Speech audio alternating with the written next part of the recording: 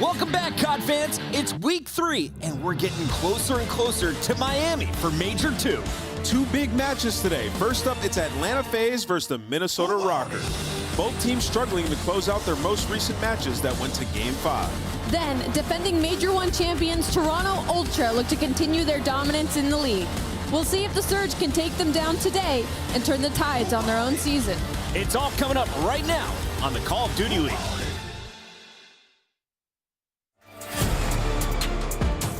In a row for him, locks down his 8th, stays up through it.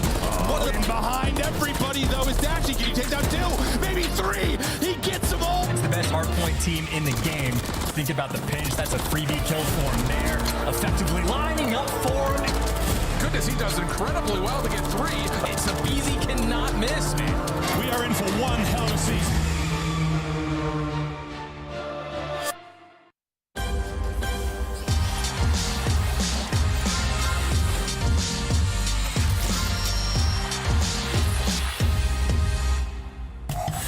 Justin McNeely just said in the chat, FaZe down. That's what went down on Sunday night, battling against the Titans from New York. Subliners now a perfect 4-0 on top of our Major II leaderboard coming into the second event of 2024.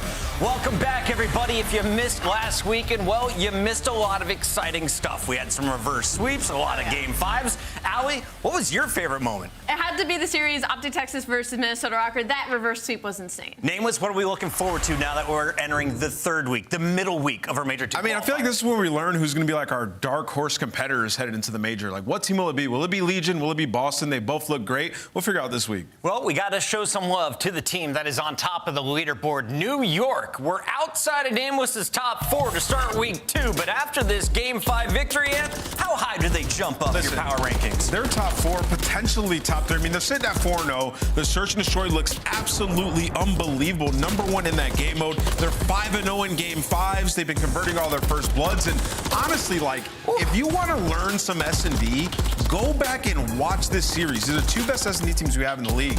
And New York is clinical. They're just operating on a higher level than everybody in that game mode right now. It's beautiful. I completely agree with you. And I think the best thing about this New York Subliner series is that even when they had rough maps in these series, they were able to completely bounce back and trade them with Atlanta FaZe. They lose over 100 in the opening Karaki. Hardpoint Civ has a really rough game. What do? Bang, load into high rise 6-0. Kismet doesn't even die the entirety of that map. And then they force a game number 5 where it's Kismet and Hydra with the masterclass. He's the best S&D player in the world. I like that call. He is. Nameless calling it like it is. Subliners 4-0. Ultra still perfect right there with Optic in the top 3 spots.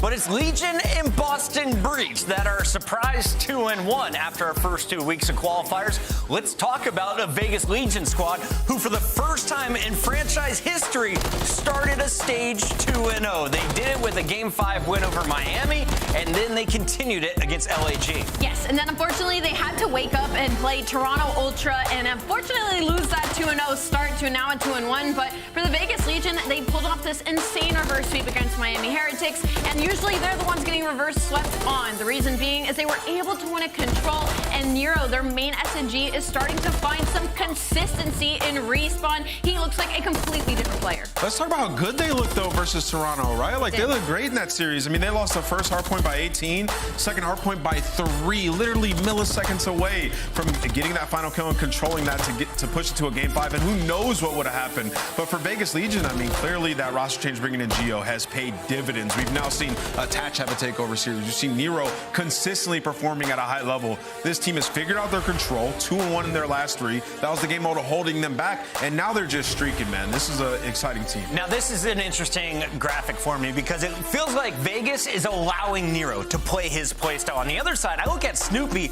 He's kind of the tip of the spear, right? They send him right in. He has to get the job done. And to stay at a 102, he's having a pretty phenomenal stage. No, Snoopy has been incredible since the start of the season. Since the start of this Boston Breach roster, he has been a consistent player. I think that's the opposite end when you have to compare him against Nero, because he's been doing this all along. And now they've been waiting for the Boston Breach to kind of have the rest of his teammates catch up to him. They add a seam, and Boston Breach look incredible. I love the makeup of this roster. They had a really tough qualifier number 1, and now as we head into number 2, they look like a completely different team. Nameless, is anyone struggling since they brought in a seam? I think they, Priestess started slow, but he's now a little bit more comfortable. I think this team as a whole is struggling in the search and destroys. Still, they're working on that right now. But in terms of like Snoopy and how he's been playing, I think bringing in Asim was perfect for a guy like that because there's so much less pressure on Snoopy now to make like the quote-unquote correct play. Asim's out there doing the dirty work. We've seen him get lost behind enemy lines, and that's going to allow Snoopy to make some plays, and it's led to them winning 2 huge series. Just 5 points for the Legion, 10 points for Breach to break into the top 8. And we asked Slasher, what are the current inconsistencies in the Boston camp? Here's his answer.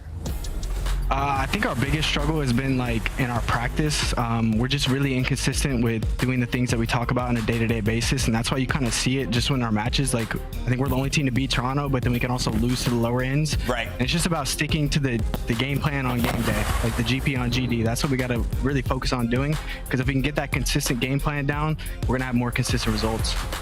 All about the game plan on game day for Boston. They were able to pull off victories over Carolina and that map 5 over Rocker. How do you feel about the rest of this schedule? You got Vegas, Optic, Atlanta, and you close out with Surge. Yeah, it's only getting tougher here for the Boston Breach. They have to go against the Vegas Legion that's looking a lot stronger in the respawns and already a strong search and destroy team. And then obviously rounded out with an Optic, Texas, and Atlanta phase. So it's a tall mountain to climb. I do like you get that final matchup against Surge. And if you've been watching the games recently, some people would say it's a free win. And give me the cold hard truth on Seattle right now. Yeah, I mean, I think they need some variation heading into these series, right? The coaching staff and the team just needs to understand, like, they played 4 straight terminals. Like, we need to start working on our map pool. Also, I feel like when I watch them play, I don't know if you guys feel the same way. It feels like they have assigned roles sometimes in these maps, like positions that they're pushing and control. I was talking to some people about that, so I think they need to be more free. I think that's when Hook operates a lot better, and he's got to be the star player on this team. Like, you feel like that's your like ace in the hole there is Hook taking over series, and also Brezzy as well. Like, let's see them be comfortable. Like, let's drop strategy a little bit in some of these controls. You've seen their breakoffs. They're losing 8 immediately on high-rise control. That's unacceptable. It doesn't. Some things in practice don't work as well in matches, and that's what they have to figure out. Today, Seattle takes on Toronto, and if we're looking for Seattle to clean things up, Allie, who are you highlighting? I don't know if you can really highlight one person when it comes to Seattle Surge, to be honest. I think what's really unfortunate about the Carolina series is you want to say Seattle's a good Surge team, but really that was just Arcity doing literally everything on the map. He had all the first bloods. He went on an 8-3. He went 14-3. I just think there's no chem right now for Seattle Surge. It's hard when you've been losing in the way that you have been to kind of pick that back up, and now they have to spawn in against our Major 1 winners. So it's a tough storyline to create for Seattle. Without Illy, they're definitely lacking some slang. They're not getting to those game 5s, which was their strong suit in search and destroy. Surge is still looking to find success. On the other side, though, we have a team that found success instantly after adding Envoy to the lineup. Toronto looked like a team to beat. They took home our first major, and they are still perfect at 3-0 in our Major II qualifiers. They're still perfect. There is some opportunity for some of these teams, namely the respawns have gotten a little bit closer compared to some of these teams, like when they went up against Vegas Legion. The ending score was within about 10 to 15 points, so I'm not saying that they're unbeatable, but Toronto just looks too good. The biggest separation from them and the rest of the league is that their players individually, when they do get in these close situations, are able to pull out these insane miracle plays, specifically Envoy in the series versus Vegas Legion in map number 1 and map number 5. So I think that's what some of these teams are going to struggle with when it comes down to Toronto. I think Ultras, they're trying to get ahead of like some potential issues that they'd have in the future. I mean, they've played 3 out of the last 5 Hardpoints have been Rio, and they're 2-1 of it. They've been very close. They lost 1 to Minnesota, and then also for their control, like the one map mode combination they had to work on was High Rise. They played it versus Las Vegas, who are a good team on that map, and won it. I think the one thing that people should be focused on if you're an Ultra fan is their search and destroy. They have some tough battles going into search coming up, but their map pool, it is lacking right now. I mean, we're talking 3-3 on all other maps besides Karachi, so that's going to be something to focus on. Real quick on Toronto, if you had to pick one player to drop more than 25 kills in game 1, chat wants some advice. Scrap. Easy. Scrap? Easy. Bet the over on Scrap every time. Over on Scrap. I I'm like going that Kleenex, call. actually. Yeah, Kleenex and Scrap. Oh, we'll call 2 of them for you, chat. Yeah. We got to talk to you about some of the players rising up, and they are coming from the challenger scene. You currently see a record high in the starting lineups for the 2024 squads. Will we see even more rise up as big names are being made in the Challengers Elite? We saw action last night. It went past midnight. Our casters were loving it, and it kicks off again on Wednesday. Absolutely. And if there's any teams that you should definitely be watching out for, obviously FaZe Black is a big overseeing one. It has some Challenger players that have yet to be brought up into the league, have Challenger players that have already been brought up, aka Crip, and they also have Joey D and Exceed on it, who are players that we have seen in the league before previously. So make sure you catch all the action. And of course, Nameless, we have some amazing content covering this scene. Shawston, one of my favorite content creators, formerly with Optic, now out on his own, did a piece with Boston, and this one is one of the best we've seen in esports. Yeah, you know, I still got to watch this. I've seen a lot of clips and people talking about it. Like, it's just following the Challenger scene and some vets that have been in the Call of Duty scene for a long, long time. You can sort of see what it's like to compete at a high level and try to become a professional player, which is one of the most difficult tasks in esports. So I definitely need to check this out. If you want to see the full thing, it's over on youtube.com/Boston Breach. Check it out for yourself in between the matches. We got 2 of them coming your way, and it's going to be a great day. 3 o'clock kicks off with Minnesota taking on Atlanta, and then we'll close it out with Toronto versus Seattle Surge. Before we go to break, Allie, we got to tell the people, it's on sale right now. You can come hang out with us in Florida in 3 weeks. Yep, touch some grass, see some sun. Get your tickets now by scanning the QR code on the screen for Major II. We are about 3 to 4 weeks out from this tournament. Make sure you get your tickets now. It's gonna be dope. We hope to see you all there, and we'll see you on the other side of this break for the first battle of Week 3, Minnesota. Can they win a Game 5? They got a chance today against Atlanta. It's coming up next.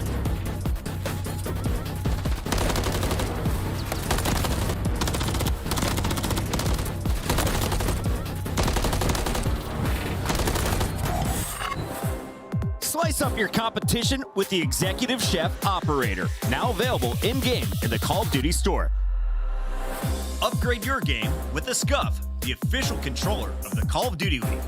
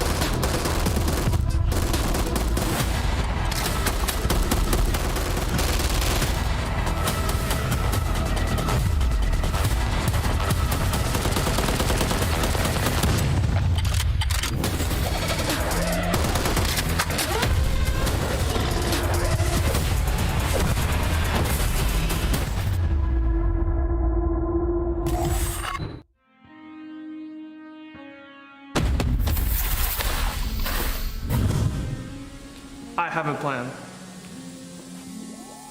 Crazy with the rage, dangerous and rage. I ain't wanna take light, look into my eyes. I'm a killer inside, coming for the prize.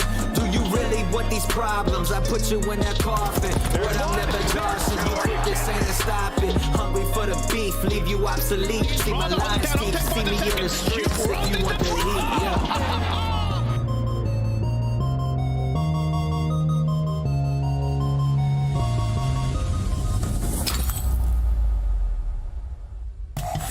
Any means necessary. Everything I'm doing is legendary. Step in my office cause I'm a boss, not a secretary. Second to none, I am primary, not secondary. Give me the throne, I'm trying to yeah, this is a rude awakening. Still got it on lock, you ain't getting the combination. About to shock the whole world, I am ready. There's the play from Liz to the back line, from the hip. Gets combo. I'm just getting started. Time to turn it up. Going off in 5, 4, 3, 2, 1. Pinch, the pinch, mid-aim. All 3 of them gone. Rocker, he's able to find another gunfight as he did the second. If he does. I'm coming with it, you feel it, I make it boom.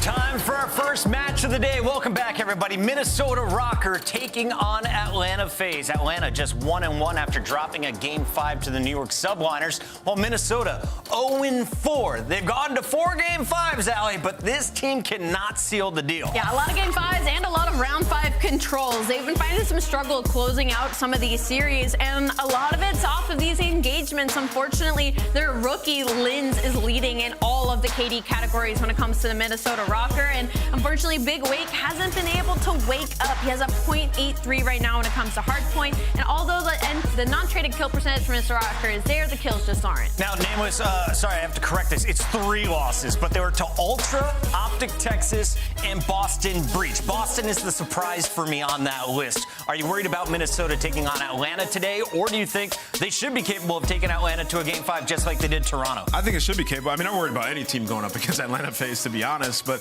the Monster Energy pregame, trouble holding, 69.7% hold percentage, 11th in the league, 29.9 points per hold chance, so that obviously has to be better. I would just say this, Minnesota has been close in all of these games that we've watched. They've had opportunities to win. I actually went back and I watched the Minnesota versus Optic series just to see how crazy it got out of hand, and I feel like it might be a communication thing. They're letting players get behind them, especially in the control. They're not backing up for it. They're getting lost for like a minute at a time. So I think that's something Minnesota really needed to focus on, is just tracking names. As simple as that sounds, they could have won them 2 of their last 3 series. On the other side of this battle, we have Atlanta FaZe, winner of our Boston Major last year. They've been in a number of finals, but not lifting a lot of trophies. They brought in Draza to fix that issue. Is it working out for the squad so far? It's really not. It's not that Draza's even doing bad either. It's just that for some reason they are just struggling in some of these respawns. BZ and Simp right now, I mean, they are both over a 1.1 when it comes to the respawn, but the ARs are really struggling to play their Rives and Celium and Draza. They're at under a 60% non-traded kill percentage. To give you a comparison for Toronto Ultra, Insight and Scrap have over 70%. So that's a very big disparity between what's supposed to be some of the best ARs in the league. Doesn't Celium have like the best numbers in all of the league though, Ant? Yeah, I mean, he's disgusting on an individual level, and honestly, a lot of that comes from control. They're the #1 control team in the game. They can rely on that. I will say, like, series to series, it's kind of wondering, like, what phase are we going to get? Are they going to be the search and destroy phase, or are they going to be the hardpoint phase?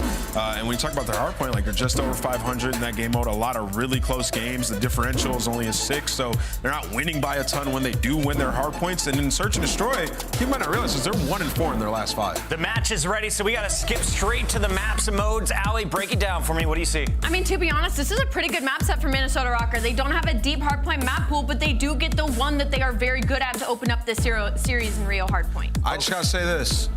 Thank you, Minnesota, for banning Karachi Search and Destroy. Finally, we get rid of it. That's been the game mode map combo that's been holding them back, so they're taking a shot at high res. All right, they're trying something new today. Is it going to work out? It's time to get our scuff pick'ems in, and I'm opening things up with the higher seed. As always, Atlanta FaZe, the favorite tonight. I think this could go quite the distance, but I think I still have faith in Atlanta FaZe. Okay, Atlanta FaZe, 3 for 3. Are you going to do it? Pissed off Atlanta FaZe, I'm going with them. Okay, I gotta go with he's going with FaZe, and the fans are agreeing with us. All 4 of us say FaZe, which means it's a Minnesota day. Take it away, Maven. Thank you so much. First things first, shout out to Sam LaRue, Octane. I saw his tweet after you saw Minnesota was able to win Rio Hardpoint, won against Ultra, against Optic in convincing fashion. He's like, they are not going to see that again. Unless against FaZe, they'll play it again. Here we are. FaZe, what do you know? They're still going to go to it after how good Minis looked. Yeah, I mean, Crowder and Atlanta FaZe boys, they'll lose a map 5 times in a row in these matches, and they're going to play it 5 more times, right? To them, it's all about map pool. That is how they believe they can, lead to world championships, and they just don't really care. Also, it's Rio, right? Let's play some sub maps. We got Sip and Abizi on the squad. Let's do it. Yeah, I'm kind of excited to see how this is going to go, because the one time we saw FaZe play it was, against Miami? And right now, you throw you and I on a team before, we might be taking down Miami. So, I don't know what you can take from that, whereas Minnesota have looked far better.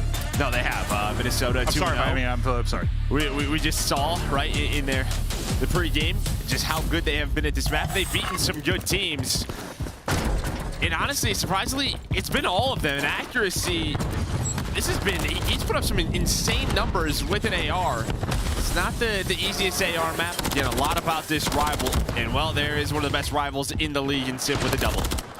He gets it going early. Yeah, no, Lamar, we've been joking in the green room. You get rid of snaking, it's dialed the clock back for some of these players. And statistically speaking, yeah, there have been some titles where maybe accuracy has gotten exposed a little bit at times. Here, he's been terrific. It's been really fun to watch him, the way he's been able to perform, but a tough test here, certainly, and what do you know, accuracy lighting it up with 2 on the feet. Yeah, nice map control here for Rocker. You are going to see a BZ start to head over towards P2. The fact they can fight back here, but Sellium able to get that double. So it's going to be a one-on-one, and a BZ just kind of waiting for his teammates off. It's Spawn Simki to find that scrap time, so they're going to be up to 25. But our accuracy just making sure nothing hitting that pinch. But Sim might get some good timing here. He's going to start to work that as the rest of his teammates hit the front. Well, I know, you had some thoughts on how you thought this would play just when it first came into the rotation and into rank play. Now that we got a couple weeks under our belt, how you feel any different about this map in the rotation? No, I'm loving it. Yeah, I think everyone's kind of enjoying this map. I think there's still some spawns as there is in this game that, can be a little bit wacky at times. The only thing I will say is there's lots of stairs on this map, and if you stare glitch me in ranked, I hate you. And I hope you step on a Lego, because that P5, listen, these little crimson iridescent demons really tick me off. Yeah, no, I'm tuned in. Can we fix that, by the way? How is stair glitching still in the game? I don't know, Joe. I don't know, but it's... Right, I'm good now. Let's focus. It's almost a minute off the clock already, honestly. Neither team's gotten a ton of time. It's been hotly contested in the early going, but a minor lead and a force free. Now, 4 draws, trying to get another. There's number 5, nearing towards the cruise.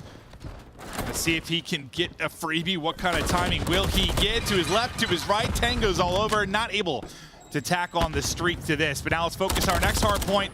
Sim drop it early as Awakening gets the peak. Yeah, I mean, Draza, he's just basically wasting their time over there, right? You're already 10 seconds into this hill, and you're just starting your first push if you are a Minnesota Rocker. So nice job by Draza and the rest of Atlanta FaZe to rotate over here. But through the side window, to be accuracy, and then a double followed up by Vivid. So a BZ's like, okay, where did my team just go?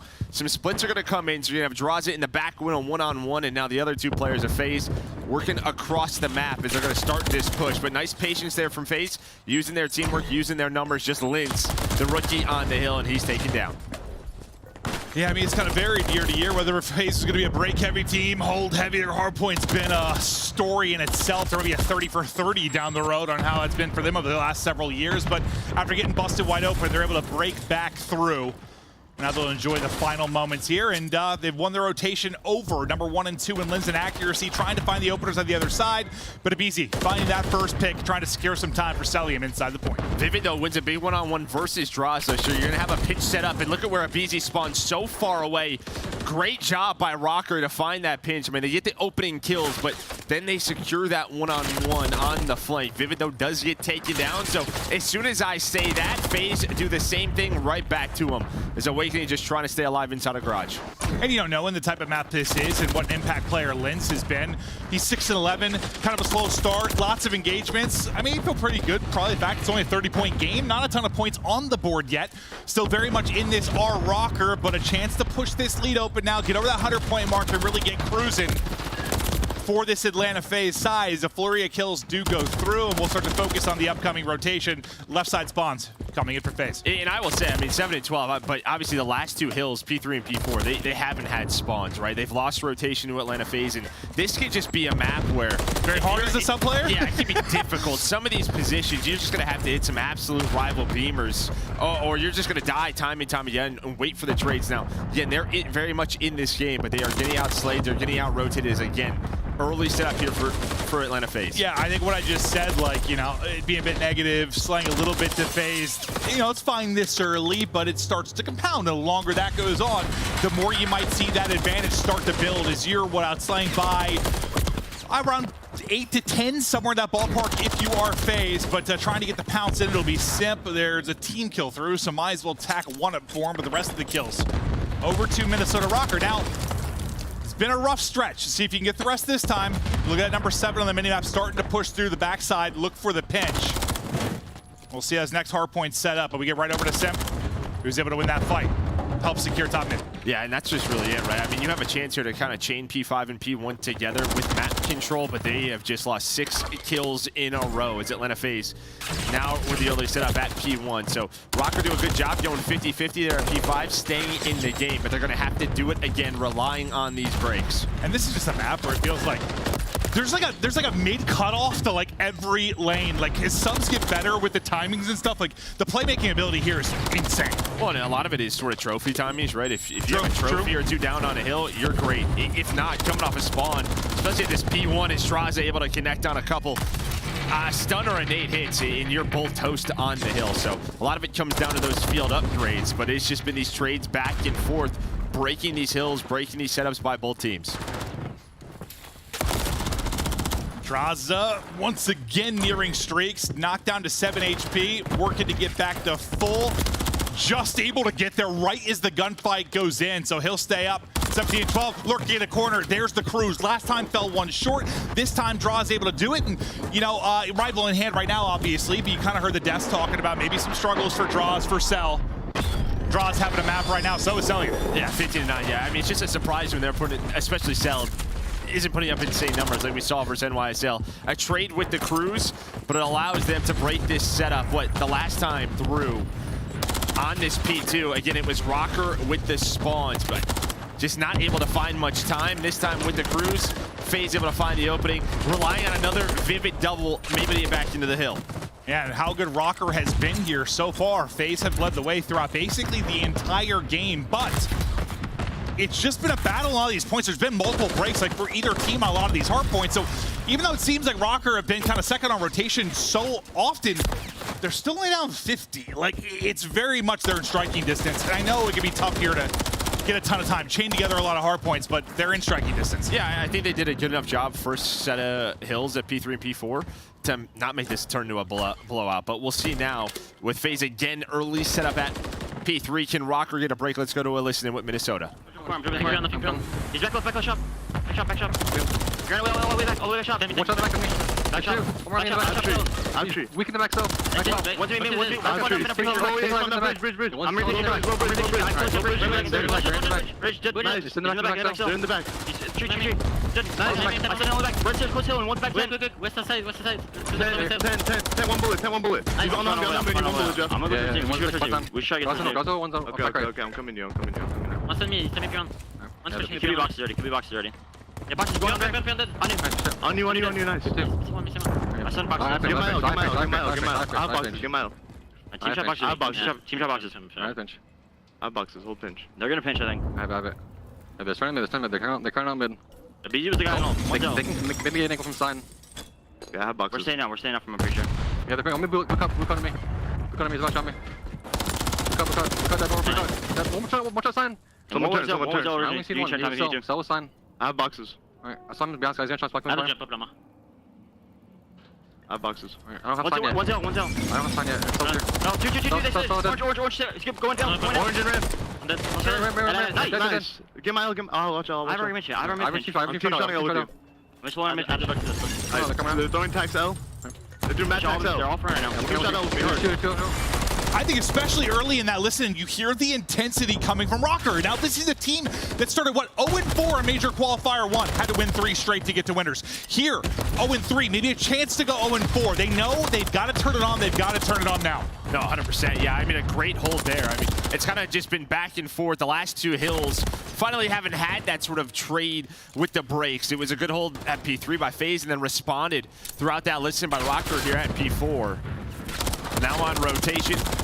Both teams just trying to find mid-map control. That's going to be Simp and Draza who finds all 4. And once again, it's going to be FaZe early on, relying now on Rocker to break. It's just you've never had that big moment if you're Rocker. That big break and getting a ton of time, chaining the other hard points, taking the lead, going out in front. You've been battling from like this 50-point deficit throughout the entire game. For FaZe, though, these past couple years, it's sort of been, are they going to clutch in the final moments? Or are they going to crumble? That's been the story of FaZe's Hardpoint. Can they hold on here, or do Rocker come screaming back into this? Yeah, what it is, 6-point differential. Yeah, their Hardpoint throughout the year. It's just the way it has been. 20 seconds left, and this would put them right into the game. It's just a fact of, can they get into the P1 rotation, right? That was the problem last time through. FaZe just walked right on up. Is Simp now in position? They're fighting for so much of this scrap time, so you're going to have FaZe early set up here at P1. 28 and 23 for Simp. Cell, 28 and 13. Having a map after his struggles against New York. Exploding here, but they still got to close out the map. It is a tight one. Simp, though, ready to pounce, looking for the openings early in the hard point. Abizi and Draza follow it up. It's a multi-kill for Draza again. That helps secure early time. Will that be the dagger? They already have some trophies down, so off spawn, stuns, nades going out from the Rocker camp. Here comes the first little contest. You have Awakening there just at the vending. But Draza, he has been so good, especially at this hard point. He's doing it again, up to 30 for Draza. MCW, Rival 9 doesn't matter. That's going to be all 4 dead. And it's just a question of when is FaZe going to finally cash in on one of these setups, starting to do it here at P1, now 10 seconds away from winning this map. Yeah, the more rivals, the better. You got all 4 people who can play flex really on this Atlanta FaZe team. It's like, why they've been a threat, and Draza with the triple may seal it. It's enough time to close out on this hard point. Number 2, and accuracy kind of gets the natural spin. Pinch spawn might be a chance to stop them from winning it here, and they will. So you need 2 more points. Off to the races to the next point. You got to be flawless now if you're Rocker. Yeah, I mean, this P2, though, is just so difficult. Yeah, Plus, you're going to have a cruise missile coming in, so cruise is in. You hear that flying in the sky. Probably going to connect with the player on the hill. Now, here come all the stuns, the nades from the rest of Atlanta FaZe to try to keep them off of this. Now it's just going to be trades back and forth. Who's going to come out on top? Well, it's going to be Simp and Draza, the 1-2 punch throughout this map to win Rio Hardpoint. Woo! Well, as good as Rocker have looked, they just were on the back foot throughout that entire game. They lose by, what, 57? It was basically that advantage throughout the entire game. Honestly, that almost reminded me of, like, I'm trying to think of, like, early FaZe, like, in the sense of... They always end up break? Well, nor they, like, outslayed by so much, but it's like a 50-point hard point. Like, that's what I was going to say. I'm sure this is one, like, I mean, we said the same thing 8 times where you're relying on a Rocker break. FaZe are early set up. They have the rotation win. So you're going to look at the numbers here. Draws at 35. You had 3 players at 30. Yeah, it's like at 30. Yeah, you're probably hoping to win by more. But, I mean, this was just Minnesota Rocker finding some key breaks. It's just they can never turn it into another hold at the next hill. No, I mean, you have the map point. It's whatever, right? Just like 30 is like a lot. that's quite a few kills where you've got the advantage. They get the dub. Celium and Draza must have heard the desk. You know, a little criticism maybe of how they've been performing so far in Qualifier 2, but Draza had 30 non-traded kills. Yeah. That's wild. I mean, every time I feel like we hopped to him, it was a multi-kill. Like, the guy was frying. And you'll just see throughout these highlights, the score, yeah, as you said, right around that 50-point lead mark for Atlanta FaZe. But Rocker, they stayed around. Just relying on break after break. Vivid came up big a couple of times with some big doubles, accuracy as well. Rocker could just never really cash in, and I think a big part of that is just the slang. Well, and that's kind of what I was bringing up throughout that map, just in the sense of, like, historically with Atlanta FaZe, sometimes over these years, like, they've been able to outslay teams. They've had the lead throughout the course of a game.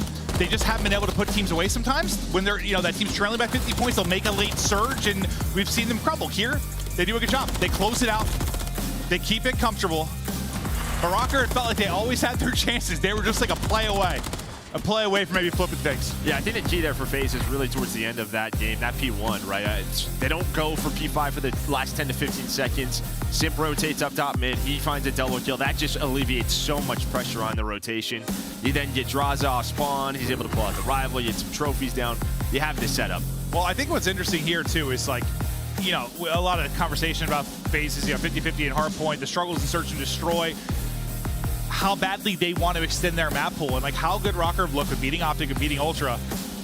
And them getting the win there, like, this just might be a real solid win, another solid Hardpoint maybe to their arsenal. Oh, I mean, of course, yeah. Anytime you have a map like this, again, you have Simp. Well, we just only seen him against Miami, so, like, this one, you know, a more significant win, that's for sure.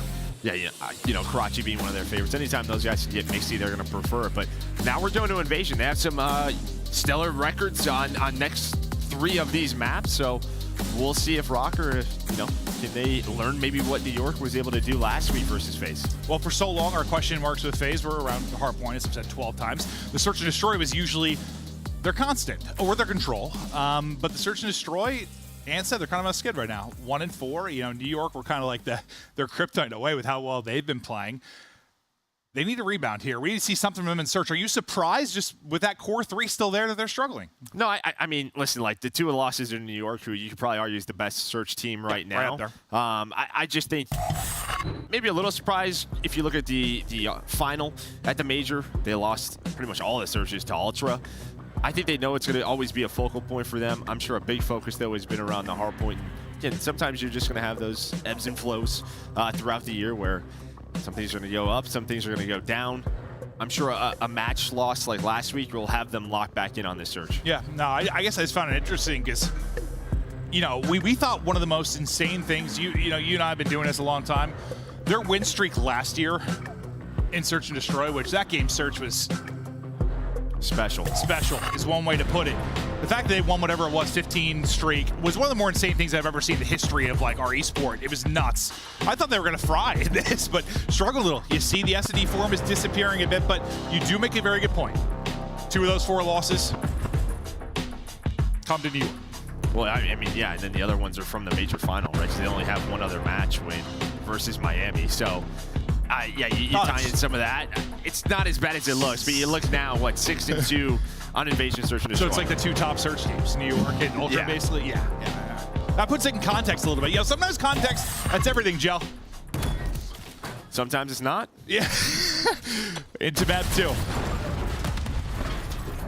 This will be FaZe on the attack first. Lamar will be playing from that B side. We know how important that player can be sometimes in isolation spots. Their ability to get a kill, their ability to survive. He's going to be important in this one. Oh, especially round 1, just to avoid nades, right? No trophy. You're playing dodgeball. Yeah, a little bit of dodgeball. Here come the dodgeballs. It avoids both of them. It just nice little reposition. Now one of the shots going to come in. A rotation for his teammate from Vivid. Gonna watch his back, but good job so far on step 1. Here comes the push. Smoke is down.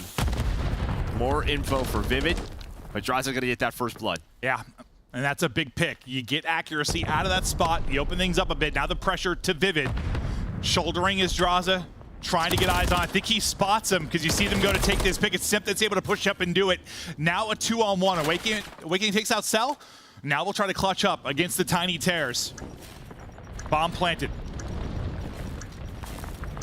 Yeah, still has 1 stun to work with, so a little bit of extra utility in this clutch. But you know this setup. It's going to be 1 player on Tractor, 1 player Coop. So difficult to do. Yeah, I mean, you're going to have to win a gunfight. You have no right winning or hit an insane stun. The stun will hit. Just a BC does a good job not giving him the 1-on-1, then gets his head ripped. Simp, I thought, getting a haircut as well, but hit some great shots. Awakening tagged down weak, but it's Awakening that's able to win it.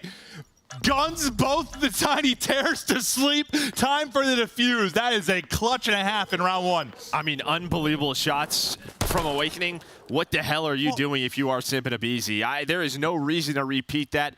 All those positions are to waste time. You're proning behind Tractor, you're proning behind Coop, and as soon as that player slides, the crossfire comes in. Instead, you go for a repeat. Early on, a BZ, he doesn't. No, that's literally what I was saying as he got fried was when the stun hit Simp, Abisi did such a good job staying alive.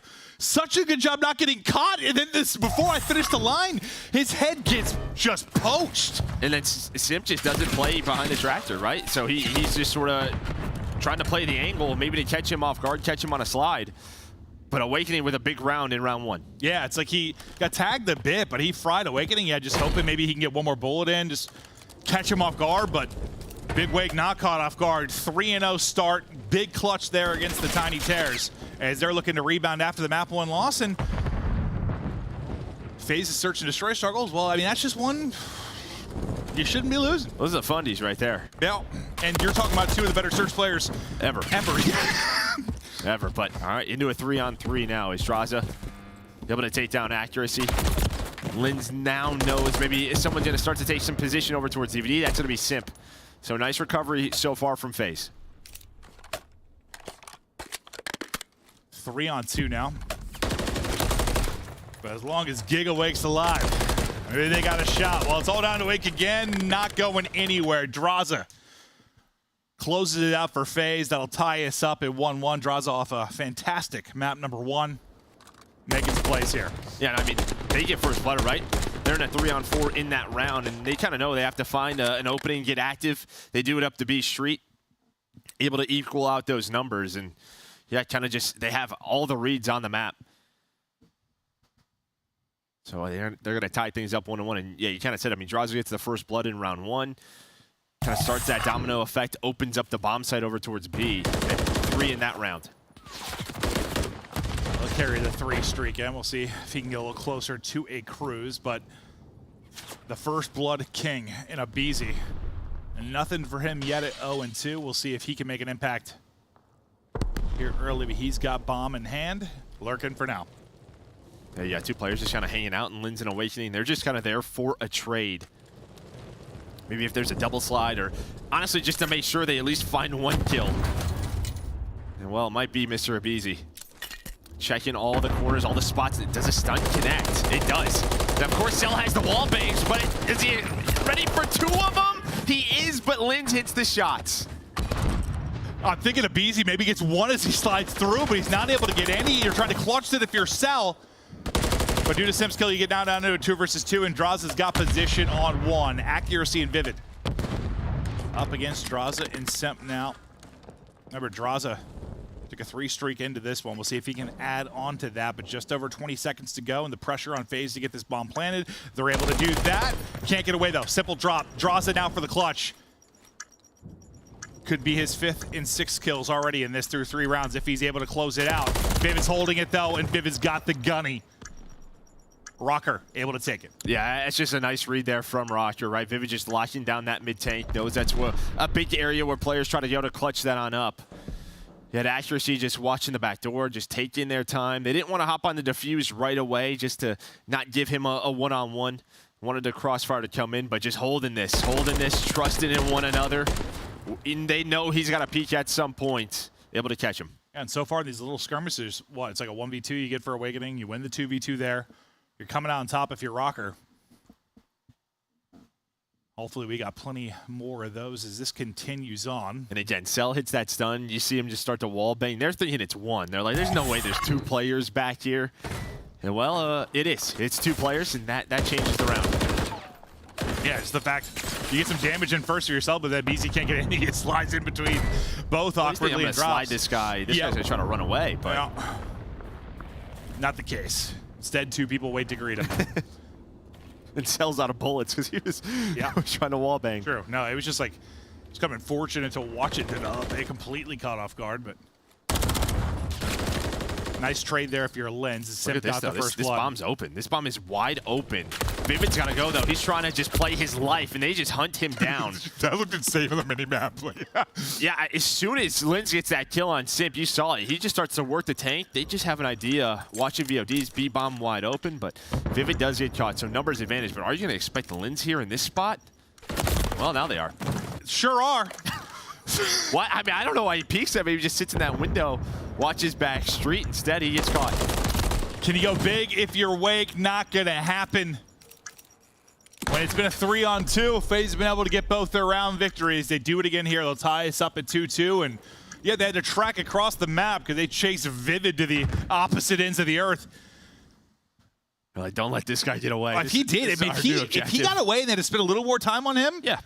But I mean, Linz, I mean, he's just hoping to catch a timing, right? He's hoping if I jump out of this window, maybe there's 2 under me. They line up, I get, maybe I win the round. Instead, he jumps out the window, and they're just looking for him. Yeah, you're like, are they going to expect him here? Well, they usually jump out the window. Abizi starts out 0-3, but 3 straight now for him. Oh, that nade hit accuracy, too. He had to be so weak just able to stay alive. It can be such a tough spot to play from. Accuracy still up, and it's Lens that is able to get the first blood on the other side of it. Abizi will bring us back to 3-3. Abizi trying to run, trying to dance, able to get out. It's get out. Yeah, sort of like Vivid trying to get out this time.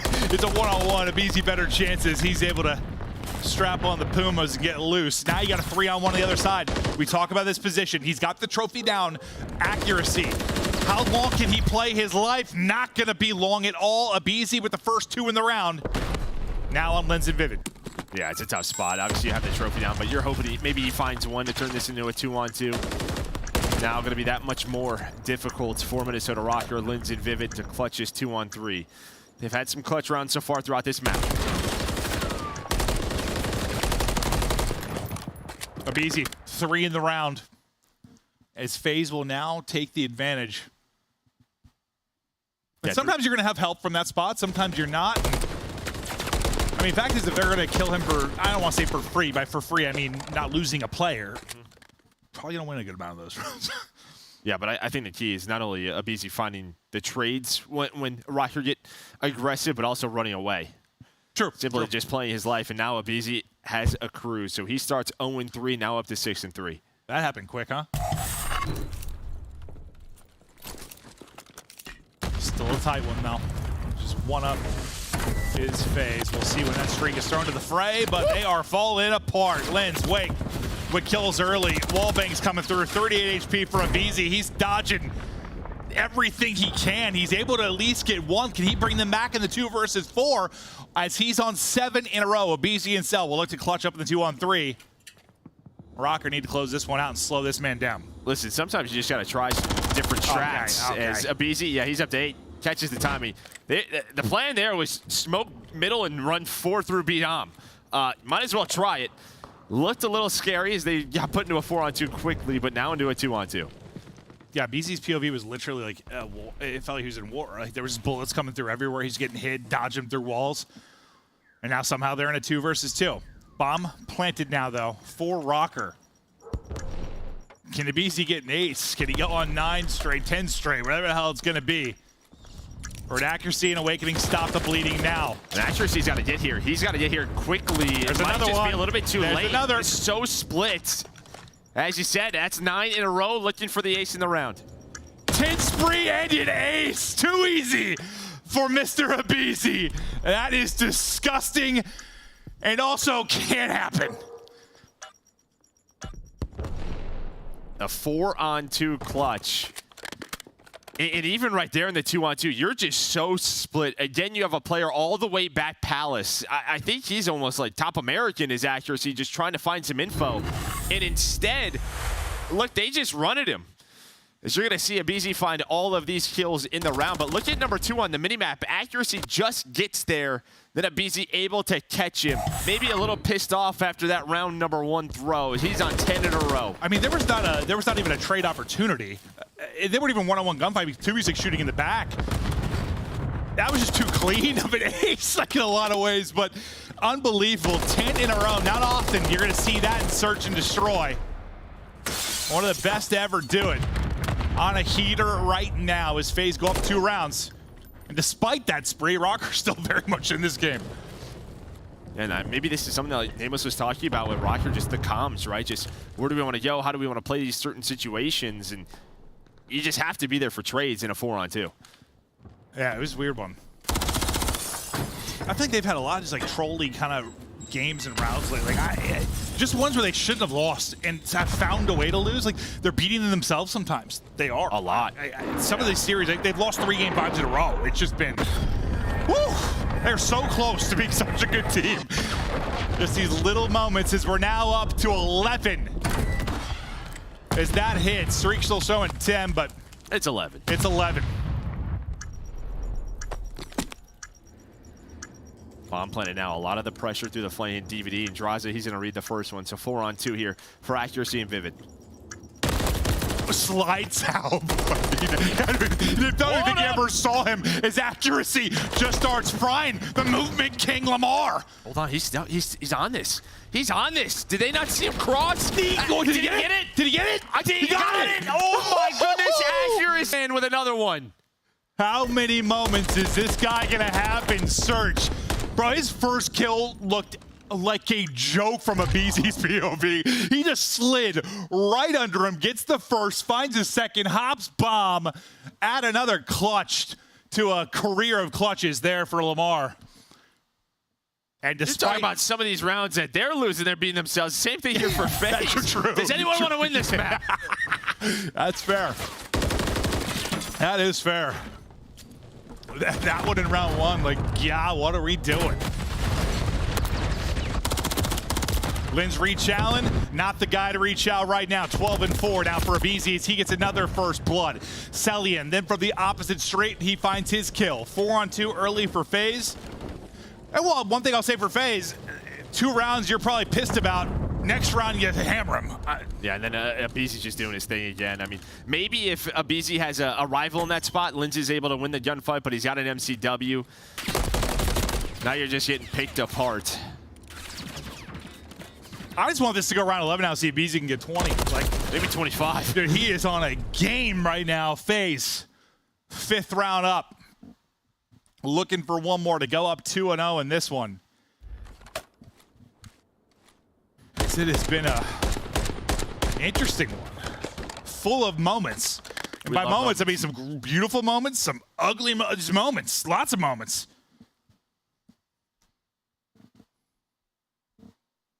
We're seeing it all. All right.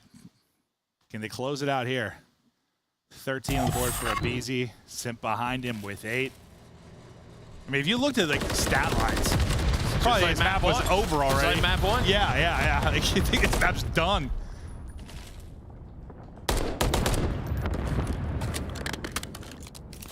Lamar back to his spot defensively, and they've killed him and been able to apply pressure to be so successfully. This time he's got some help, though, right? You have one player watching over him in Vivid. You have one player watching the Dark Cross and Awakening, so it's a little bit different. They haven't left him on an island. Here comes the standard push. Smoke down. There's the info for Simp.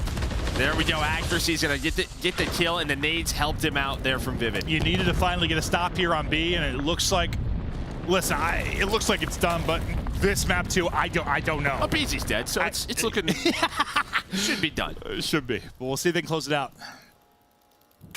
Yeah, bomb down as well, but hold on now. Stop it. What the am I watching? Hold on, it's all good. Okay. 7 HP, 20 seconds to go. Draza got one right to his right. Shouldn't be able to get anywhere, not able to do it. I thought it was unraveling for Rocker again, but they're able to close it out. 4th round up. They're right back into it. Things got scary there for a moment after Cell got 2, but whew.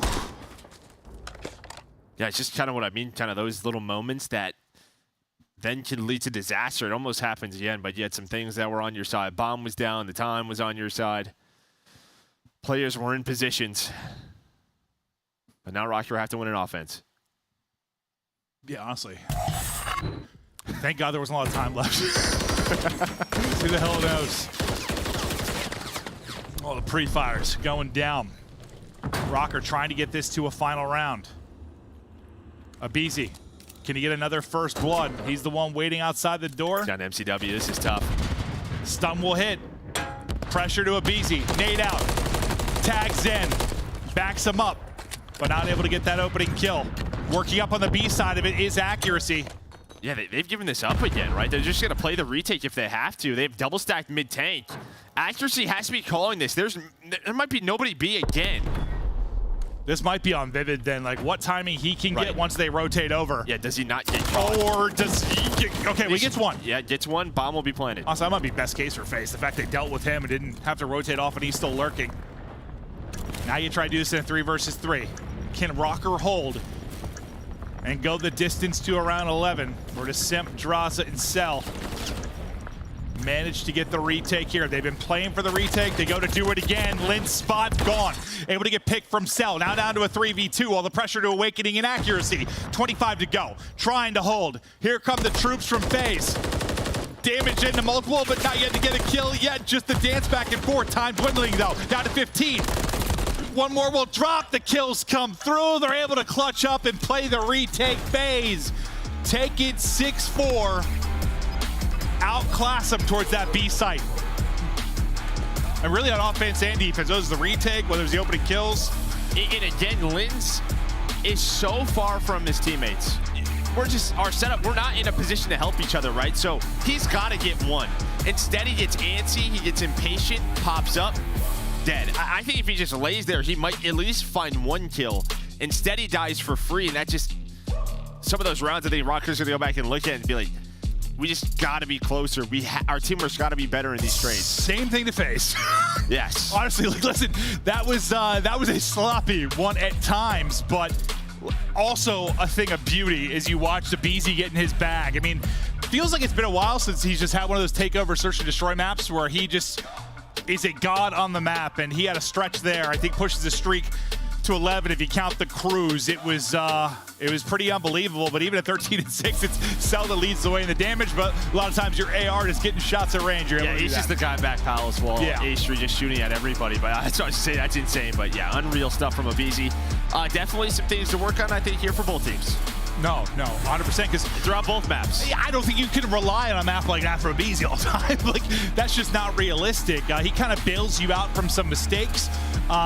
Rocker hurt themselves a few times too and get you the map win, where it felt like, the map one, that was just FaZe being the better team. It felt like they were ahead of most of the rotations. They were outslaying. They beat them handily. That was a bit of... Sometimes maybe good, sometimes maybe shit. Yes, that's exactly what it was, Joe.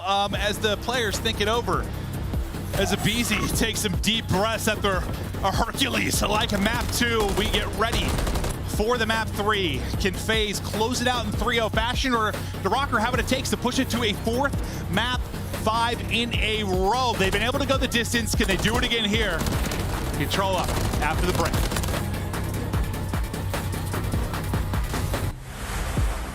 Upgrade your game with the Scuff, the official controller of the Call of Duty League. The Call of Duty League is brought to you by Monster Energy, the official energy drink of the CDL.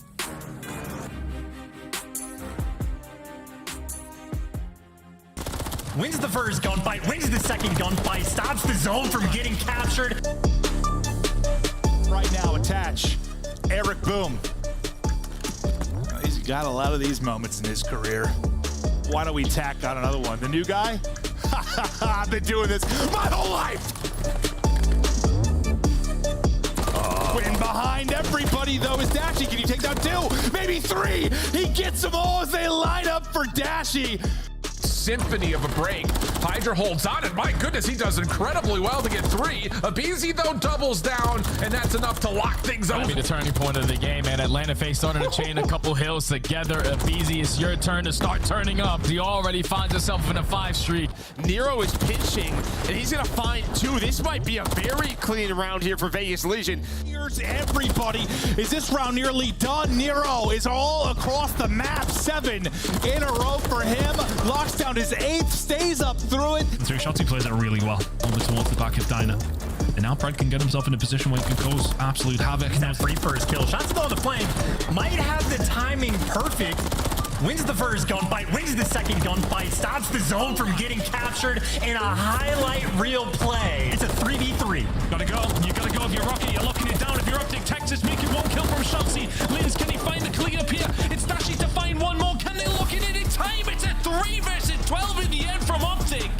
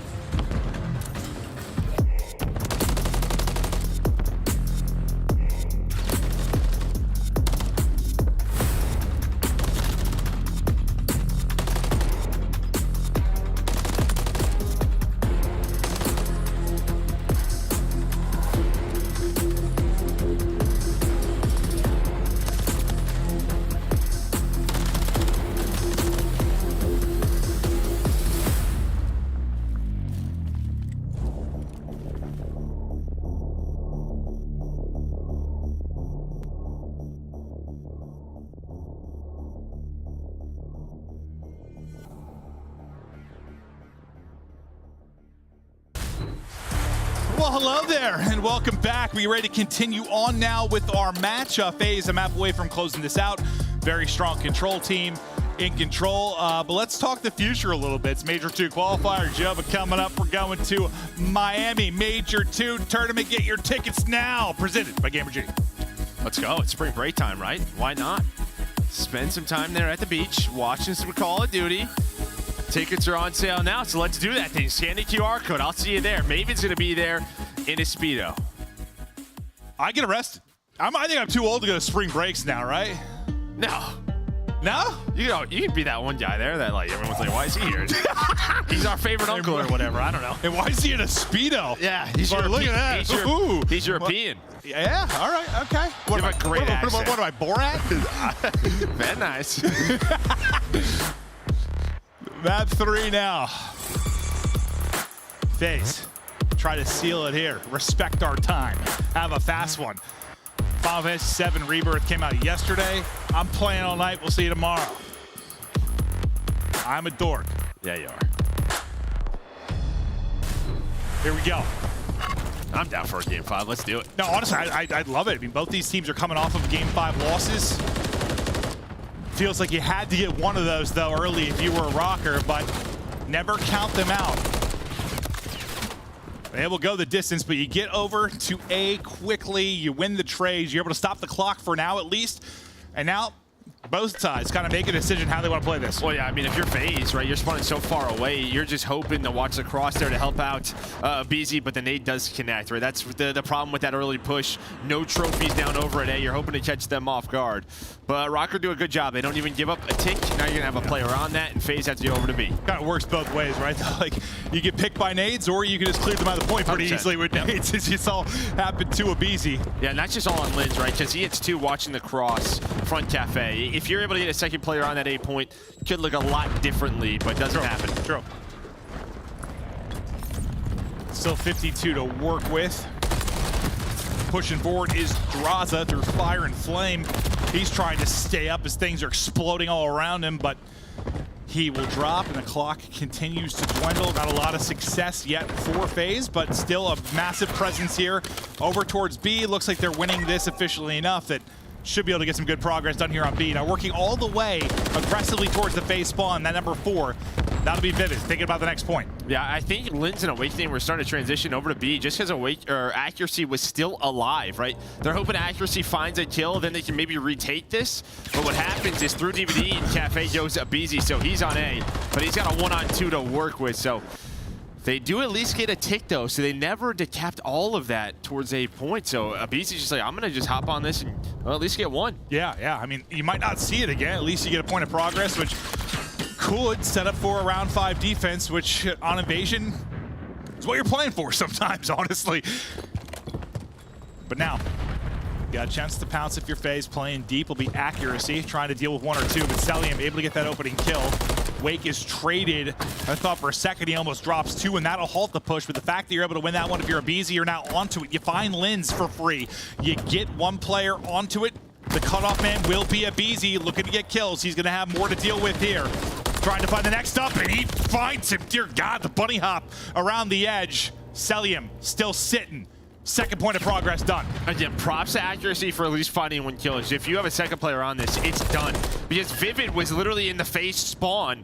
But now, this round might be done anyways. You're going to have 1 player left in Linz. Vivid's watching the cross, just trying to put some shots in to help him out. They do a nice job.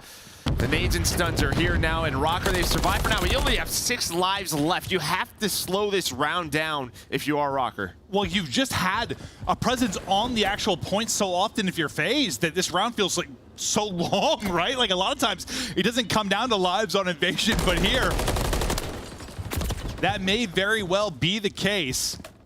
30 to go, 10v6. Vivid shoots before he can guarantee the kill, and all eyes turn to him. Accuracy once again getting a kill in a clutch spot. Linz the next guy up. Yeah, FaZe no, right? We have numbers. We just gotta, as soon as 1 shows, we gotta get a trade. But here we go, 8 versus 4. The time, the biggest ally here for Rocker. BZ trying to play his life. Doing a good job finessing front cafe. Where's the help? It's gonna be Draza up the A street. But I think that should do it. So they get 2 ticks. Rocker get the round win. Yeah, say well, 5 ticks total. Yeah, like Lives is not often to that on invasion, but like I was gonna say, Lens is on the point. Like Lens has got to die. If he dies, and maybe you can get somebody on and stop the clock, and it comes down to the Lives. Not going to happen though. They'll hold on, but good opening round offense though from FaZe. Yeah, and Rocker, they just always found one more kill, right? If there were 2 players on the point in a couple of those scenarios, the round probably done. But coming off a spawn, right, a nade connects, a stun connects, maybe just, you know, crossfire shots on the cross to the A zone, they connect, and they're able to take one more down. I think you're right. I mean, the 2 scenarios where it could have been 2 probably on A, it might have been a difference for 1 more point, but who knows? Maybe nice a strong opening here, yeah, for Rocker. Trophies down, and instead of maybe putting 3 on the points, you just go for a couple of more kills. At least you'll have some progress done here, but I think this is going to be a retake from FaZe with the numbers. They got to send everybody over to deal with it. You get kind of a better opening in the sense you're able to finish that first point, and due to the presence there, be wide open to now hop on. Everyone's starting to work towards this if you are FaZe to try and peel them off of it. Semp finding the opener. Vivid still lying in wake. Celium though just holding the window. And now you have this retake, and you already have what? Who's that? A BZ all the way ice cream side. So kind of putting in the trap here. This is the problem now. You have a ton of map control off that retake towards B from FaZe. Cell watching dark, and now what do Rocker want to do? Yeah, I mean, it looked a lot better for Rocker at first, but at FaZe's retake was just way cleaner. Like there was just, it was always kind of a trade fest on B for Len FaZe in the first round where they kept the presence there. You just got smoked off it. And yeah, now there's not a ton of time.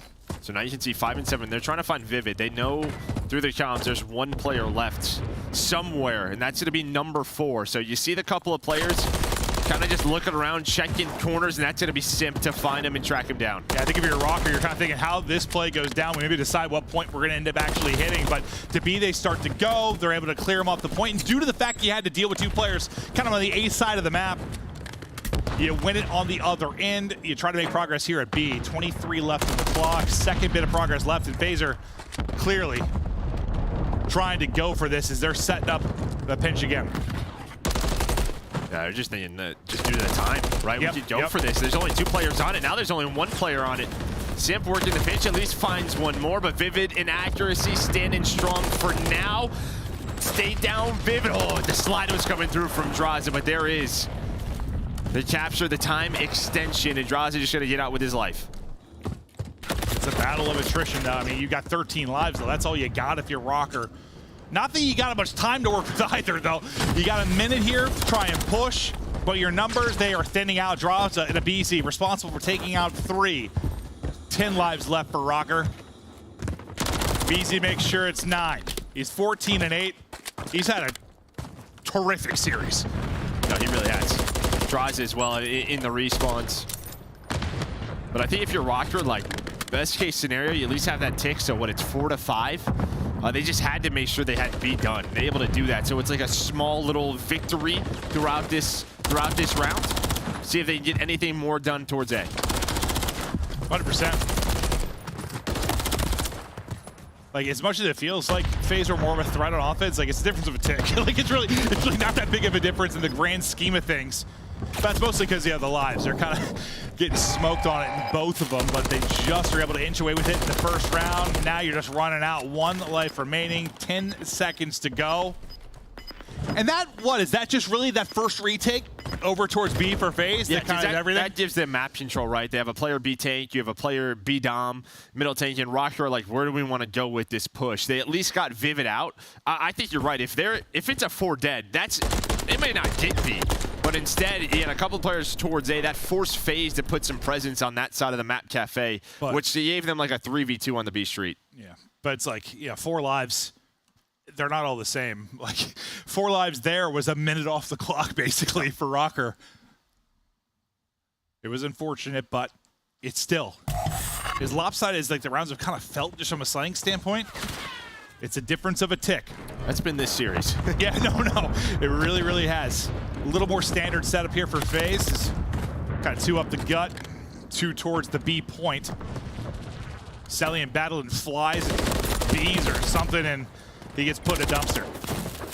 Yeah, he's just maybe lurking. Maybe they push past him. He's a kill and maybe just gets on to A, right? We sort of seen that transition play from time to time. Maybe that player can just get a take with a couple of one-on-ones, but instead he does get caught instead. But Celium is able to find Vivid, maybe the player working the pinch and holding the A street. So players off a spawn will be safe here for FaZe. Well, this will be the first time we've seen sort of just like your normal-ish like round. You know, you get B kind of comfortably. You have about 2 minutes to work with. Now you start this like 2-minute long onslaught onto A. We haven't really had this yet, so we'll see how Rocker can deal with it defensively, how FaZe try to set up the push. So far, so good from Rocker. Make sure nothing easy there in transition from your first capture. And I like the way Rocker does this, right? What they do is they have one player play Palace. That's going to be #1 Linz. And as soon as they have an idea that the push is up B Street towards Blue, it's the player B Tank and Accuracy who just kind of watches the cross. Did the same thing in their round 1 defense. Just a nice little setup there to help each other out. Make sure nobody can get in the spawn of his team. Accuracy just slides between two. He's got one more right by him. I swear he's finding these like perfect slides past his players. Movement God Lamar. Minute 20 to go. Now that sort of aggressive position you had up towards Palace is gone. You're on this kind of back line defense as FaZe start to push. Your deaths get more punishing on defense. One way to deal with that is not die and just find the kills. Yeah, nice teamwork there again from Rocker. Showing better signs of it with their trading ability than what we saw in some of maps 1 and maps 2, but right back to it comes FaZe. The takedown 2, Awakening plays his life. That would have been 3 dead. Maybe pressure right onto A, but now it will be. So you're hoping Awakening can do a good job and deal with these players. Crossy does just that. Yeah, he needed to be a little bit nasty there, and he was. He got to stop the onslaught, slowed things down, and now you got to pick up the pace and get a little frantic here if you are FaZe. Only 3 ticks in this round. Your total's up to 8. You have one person on the point, and Simp just kind of sneaks up onto it, wins his one-on-one. Good win there from Linz in the back. Linz is able to get 2. Simp would like to get that one back, probably.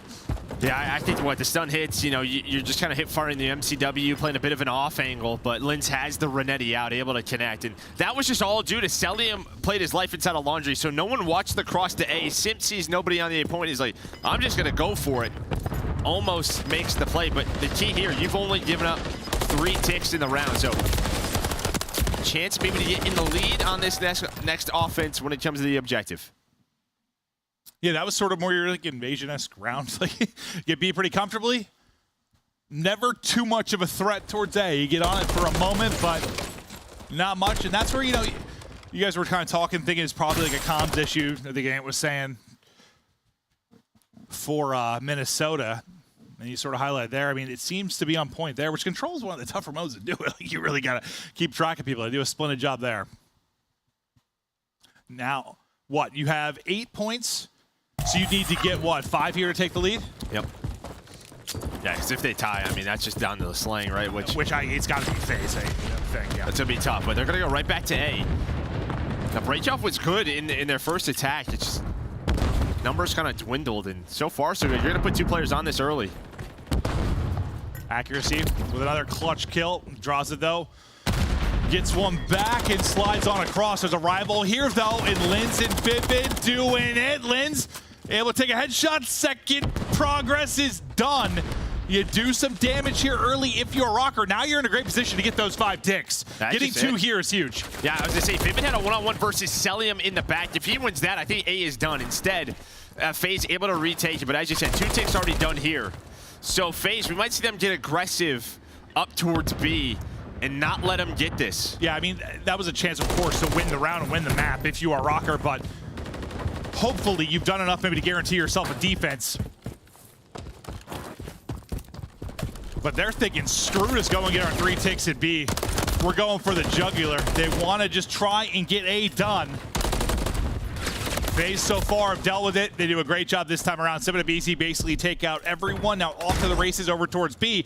But when you lose 4 players kind of clean like that, you allow FaZe to get set up. And that's exactly what the case is. You only have 30 seconds left now. So going for that risky A play. I thought they were just going to go. I thought they were going to work B after they got there too. Like, take your 5, take the round 5 defense. I thought as well, but maybe they've recovered. They found 3 kills in a row. Just picking FaZe apart a little bit, not allowing any of them to go down. That's true. Like 30 seconds could be an eternity when it's B, right? You can get there quick, you can trade. No, you weren't wrong, though. I thought they were just going to go right for it, but they opt to go for A one more time.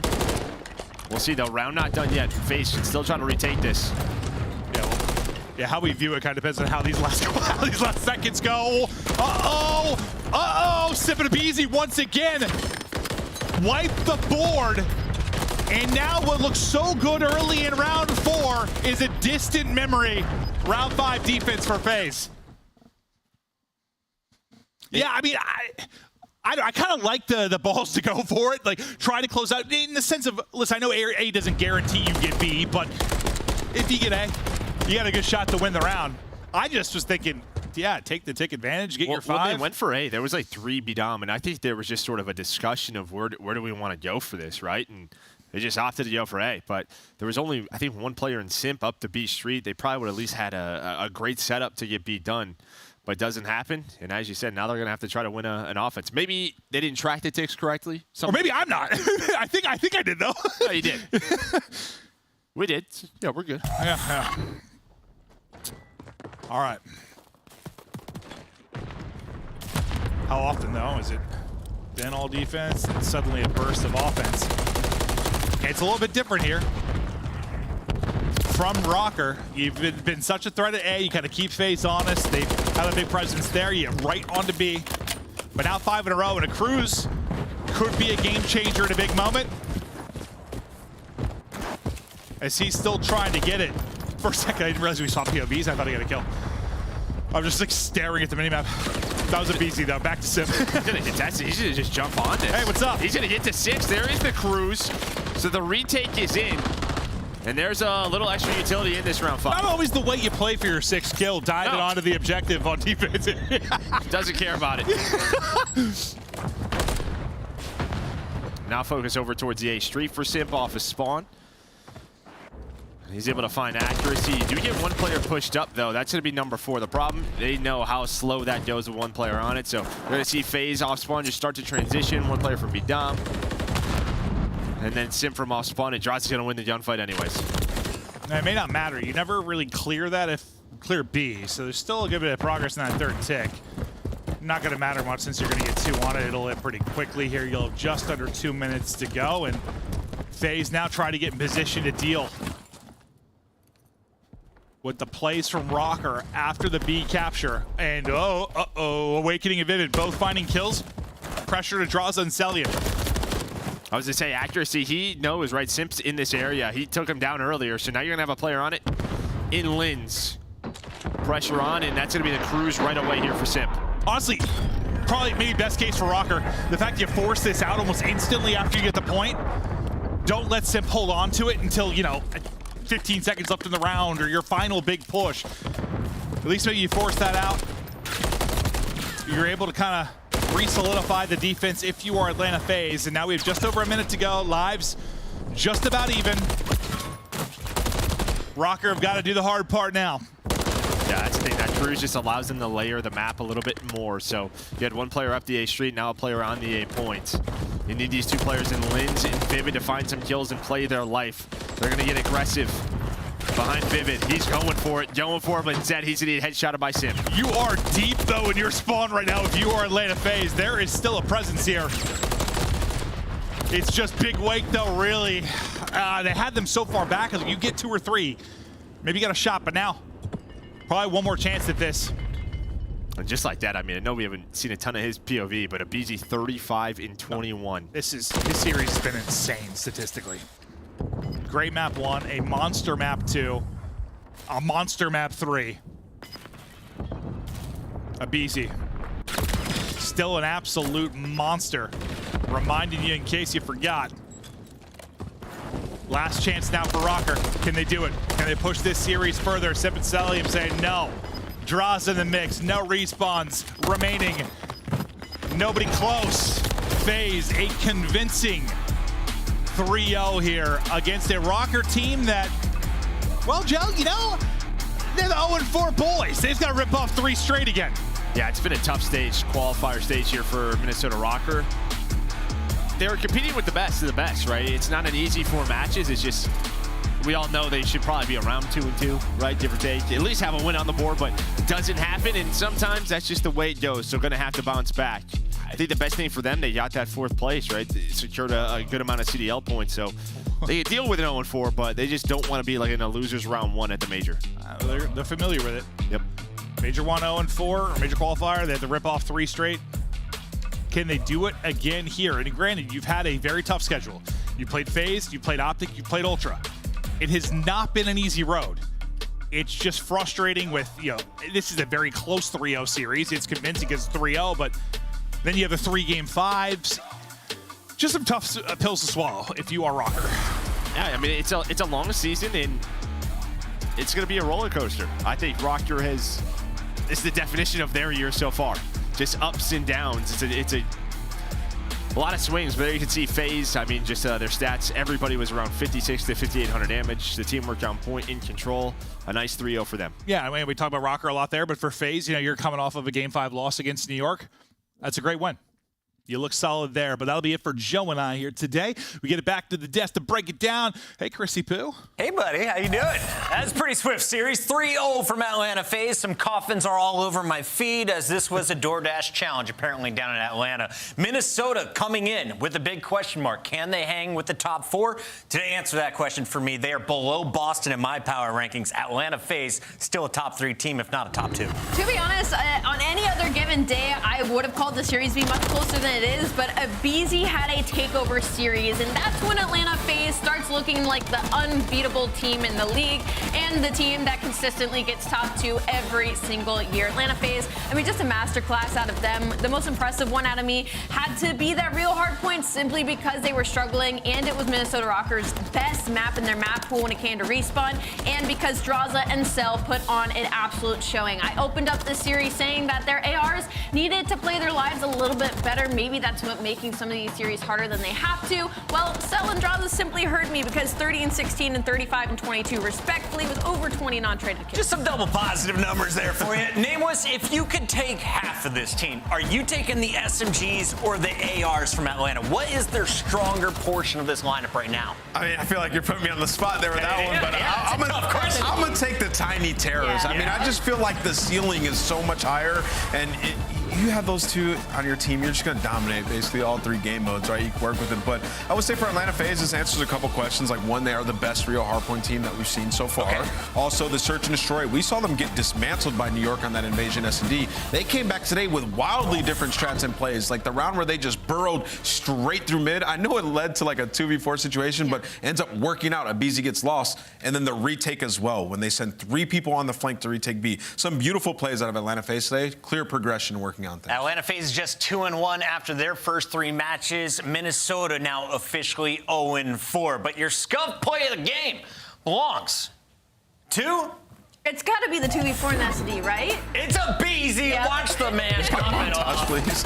It's a montage of this entire SD. I will say, though, the most impressive round had to be round number 6, if you go back and watch it. It's when BZ and Celium go in a 2v4. BZ goes on a 10 spree. Yep, just about. They do a full B retake, like Ann touched on earlier. They went through the complete backside of the street as if they were on offense to retake this, and BZ still had a nade. That was such a heads-up hold out of him. Yeah. To be able to nade the guy out of tractor and win that 2v4. You go on a 10 string, you're just like, haha, this is fun. Just running around. Everything is easy in Atlanta right now. We got our Monster Energy winner circle with a BZ lined up. And a BZ, welcome back to the winner spotlight, my guy. How did it feel dismantling this Minnesota squad 3-0? I mean, it felt good, It looked solid all around, to be honest. BZ, is this just one of those days where, you just felt like the best player in the game? Because, I mean, this was absurd. Yeah, I mean, I had a slow start to that first map, but my teammates were frying. MC and Zach, even Chris, they were all frying. So, I mean, it felt good to, bounce back on that second and third map. I think it started the second map, 0-3 or 0-4 or something, and I just started slamming. So, it definitely felt good. BZ, you're playing very well. Congratulations on the win. I want to ask you about the search and destroy because we saw you guys on that same map versus New York.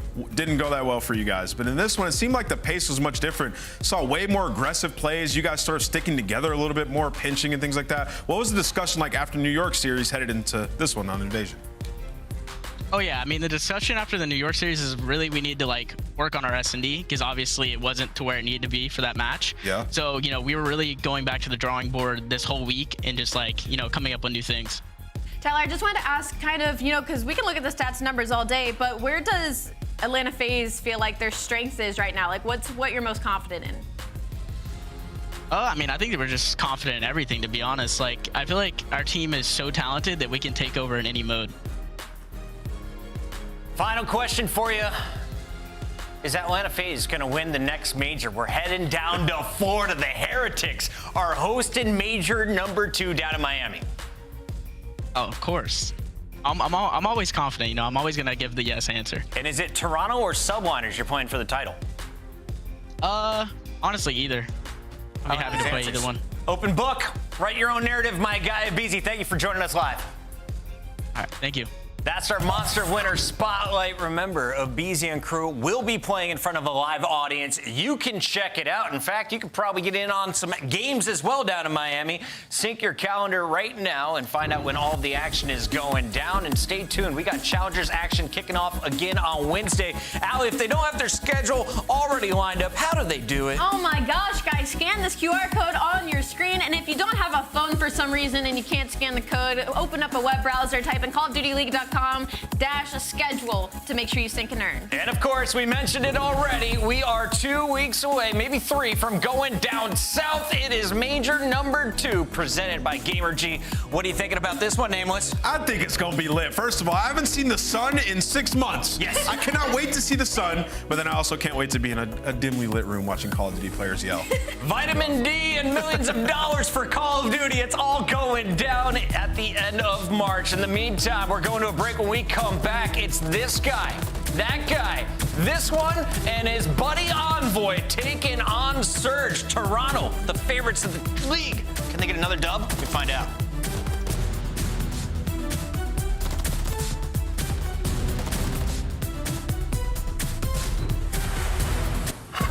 Upgrade your game with the Scuff, the official controller of the Call of Duty League. Start the season strong with the Call of Duty League pack. Grab yourself the CDL operator, weapon blueprint, and so much more. Check out the Call of Duty store in-game now.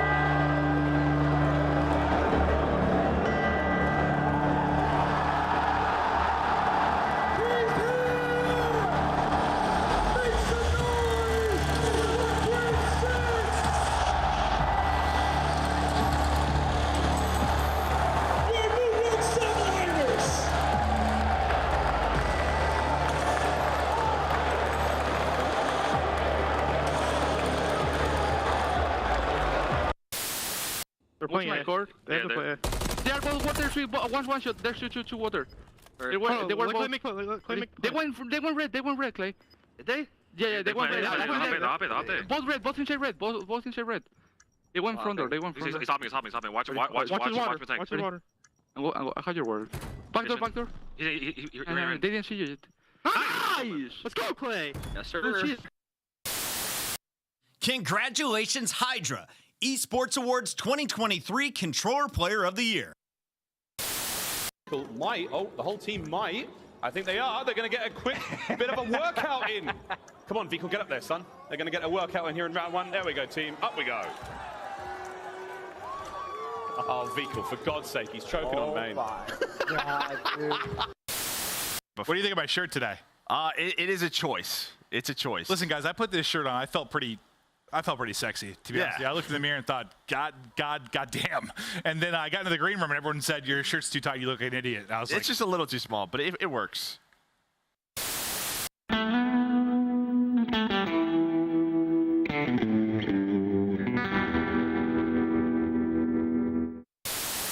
What is this 9 and 4. Spot? What? Oh, that looks very uncomfortable. Very, very uncomfortable. No, it does. Yeah. You're basically balancing your nipples on a metal pole. For something that's a talent. Yeah? Unless Priesta can come up with something magical, something historical. Few players falling. Priesta ends up getting traded out, but Standy's still here. No respawns right now for Rocker, but hey, we've got to put ourselves on pause. 1.5 seconds on the clock. Atlanta FaZe, they've got to push their way in. They've got to dig their way through. Nades, tacticals, utility tossed out. But take a look at this. Take a look at right now from Minnesota, and they do not push on to the point. Hydra straight back on it. He's got time to get it done. No one there to watch him. Will it go through? Formal! Oh, he kills him! Oh my God! No! Subliner's got the win. He got the defuse the kill. Did not come in time. You have the streaks. You have the bomb planted. You have every advantage in the world. But the defuse came through. He got it. I love when the good news coming in on a day-to-day. Already know what's happening. I don't gotta shake the hay. Big moves, big stepper in the right direction. The trick continues. Every double use a psychedelic. I think they gon' need a minute. Look, I'm interested in making as opposed to making friends. Double bags. I've been paranoid. I've been safe. So take a check. Finishing his drink should only take a sec. But Mark just cut me off. He told me that I go on stage and tan. Walk out to my own shit on the main event. Javinci, my cologne after the show. She told me that shit was a favorite sense. Sprint event is spacious. We can take it friends. What happened next? You could take a guess.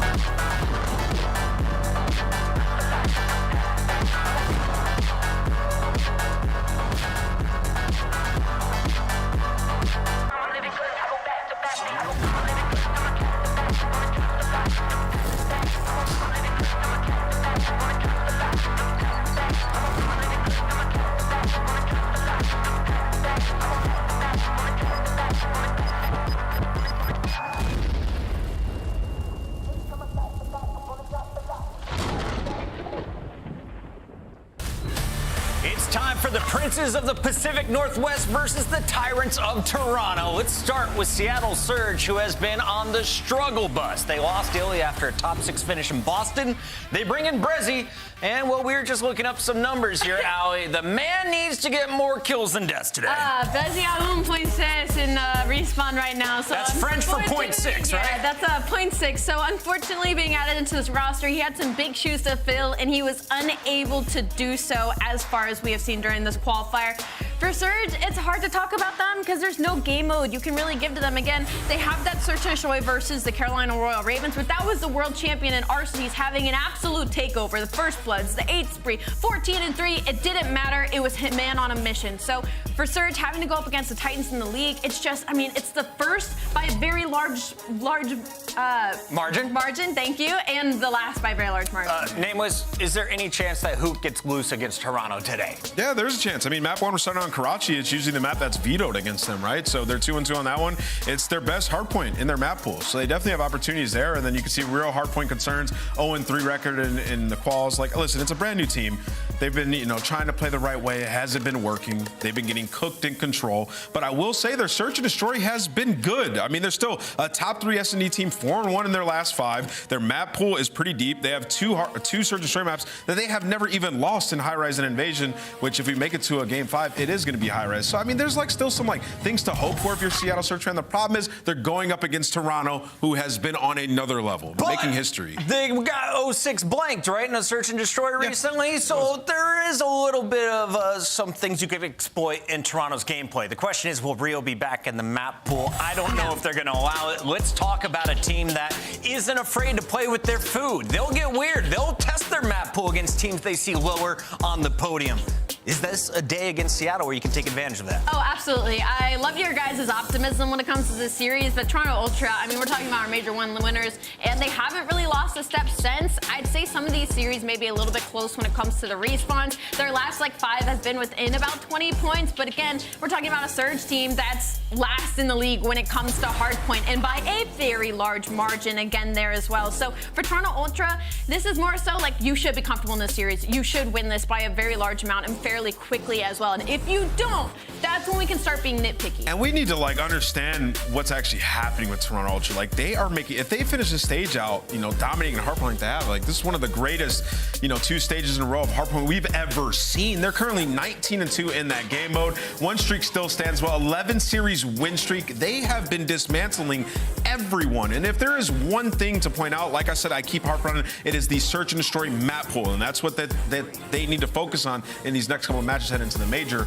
And then once again, the Hardpoint has been dominating our Monster Energy pregame. First in break percentage, first in points per 60 seconds, 4-1 control record at an 80% win rate. They have been unbelievable in respawn. Toronto set some records for search and destroy streaks. Their Hardpoint streak was just broken. Today, though, they're looking to continue with a 12th match victory in a row, and they get a chance to close it out before they even get to Skid Row with 3 Karachis coming up. Yeah, and the biggest problem is that Ann let me know that they are 9-0 in the Hardpoints in the series when it comes to that Karachi. So, I mean, pick your poison, I guess. And are you surprised to see Surge banned Rio here for Surge?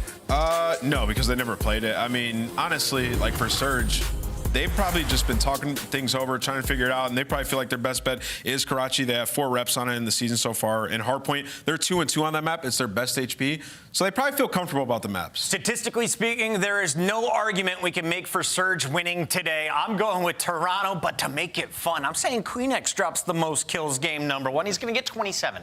He's going to get 27. It's got to be Scrap, dude. Do you have any idea what numbers this guy's been putting in? It's like a 1.7. I'm going with Toronto Ultra. I'm taking the over on Scrap every time.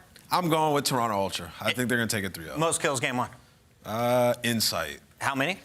That's a fair take. I think it's going to be a dominant game, so 23. All right, fans are locked in. Dominant game, 23 for him. QueenX 27. Chat, get your predictions in right now as we send it over to our casters. We have the wonderful Chance all the way from Colorado. Chance, how's your beard? Ooh, that's a bit of a personal question. I don't know how it's doing. I hope for the viewers at home it is at least satisfactory. But yeah, I'm Sean in Colorado. It's a lovely time. Ton, how's it in late night England? It's good, but the beard is looking good as well. I would kind of agree with Chris if he was actually offering any positive comment. He was asking you how it was, but I'm sure he would agree that it is looking great. This series, though, maybe isn't looking too hot for the side of Seattle. This is going to be a tough one for them up against Toronto, no question about that. I'm curious, though, do you see any inroads for them here? We've been having a bit of chat about it. I know the answer to this, but the guys at home may well not.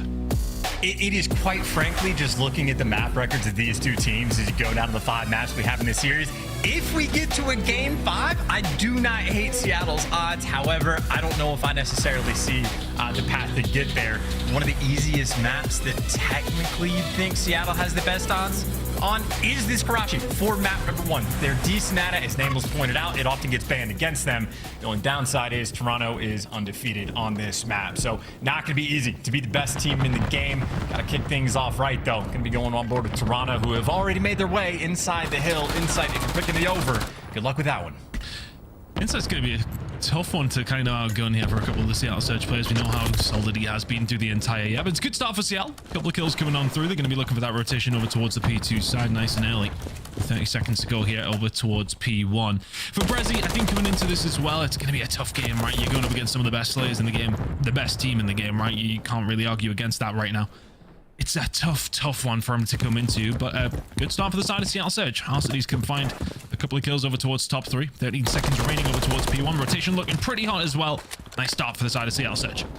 Absolutely, effectively a perfect break that they're able to get a nice little push out on P2 as well. Hook's running through the mid lane. You got a Booza pushed out underneath Red.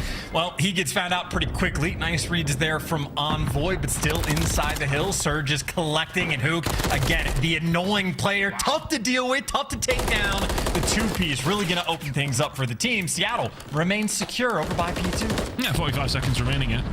And they are soaking up every single one that is possible. Insight Code now starting to find a little bit more control. They managed to get past the bus, and all of a sudden it's going to come down to a couple of 50-50 gunfights. 2 trade.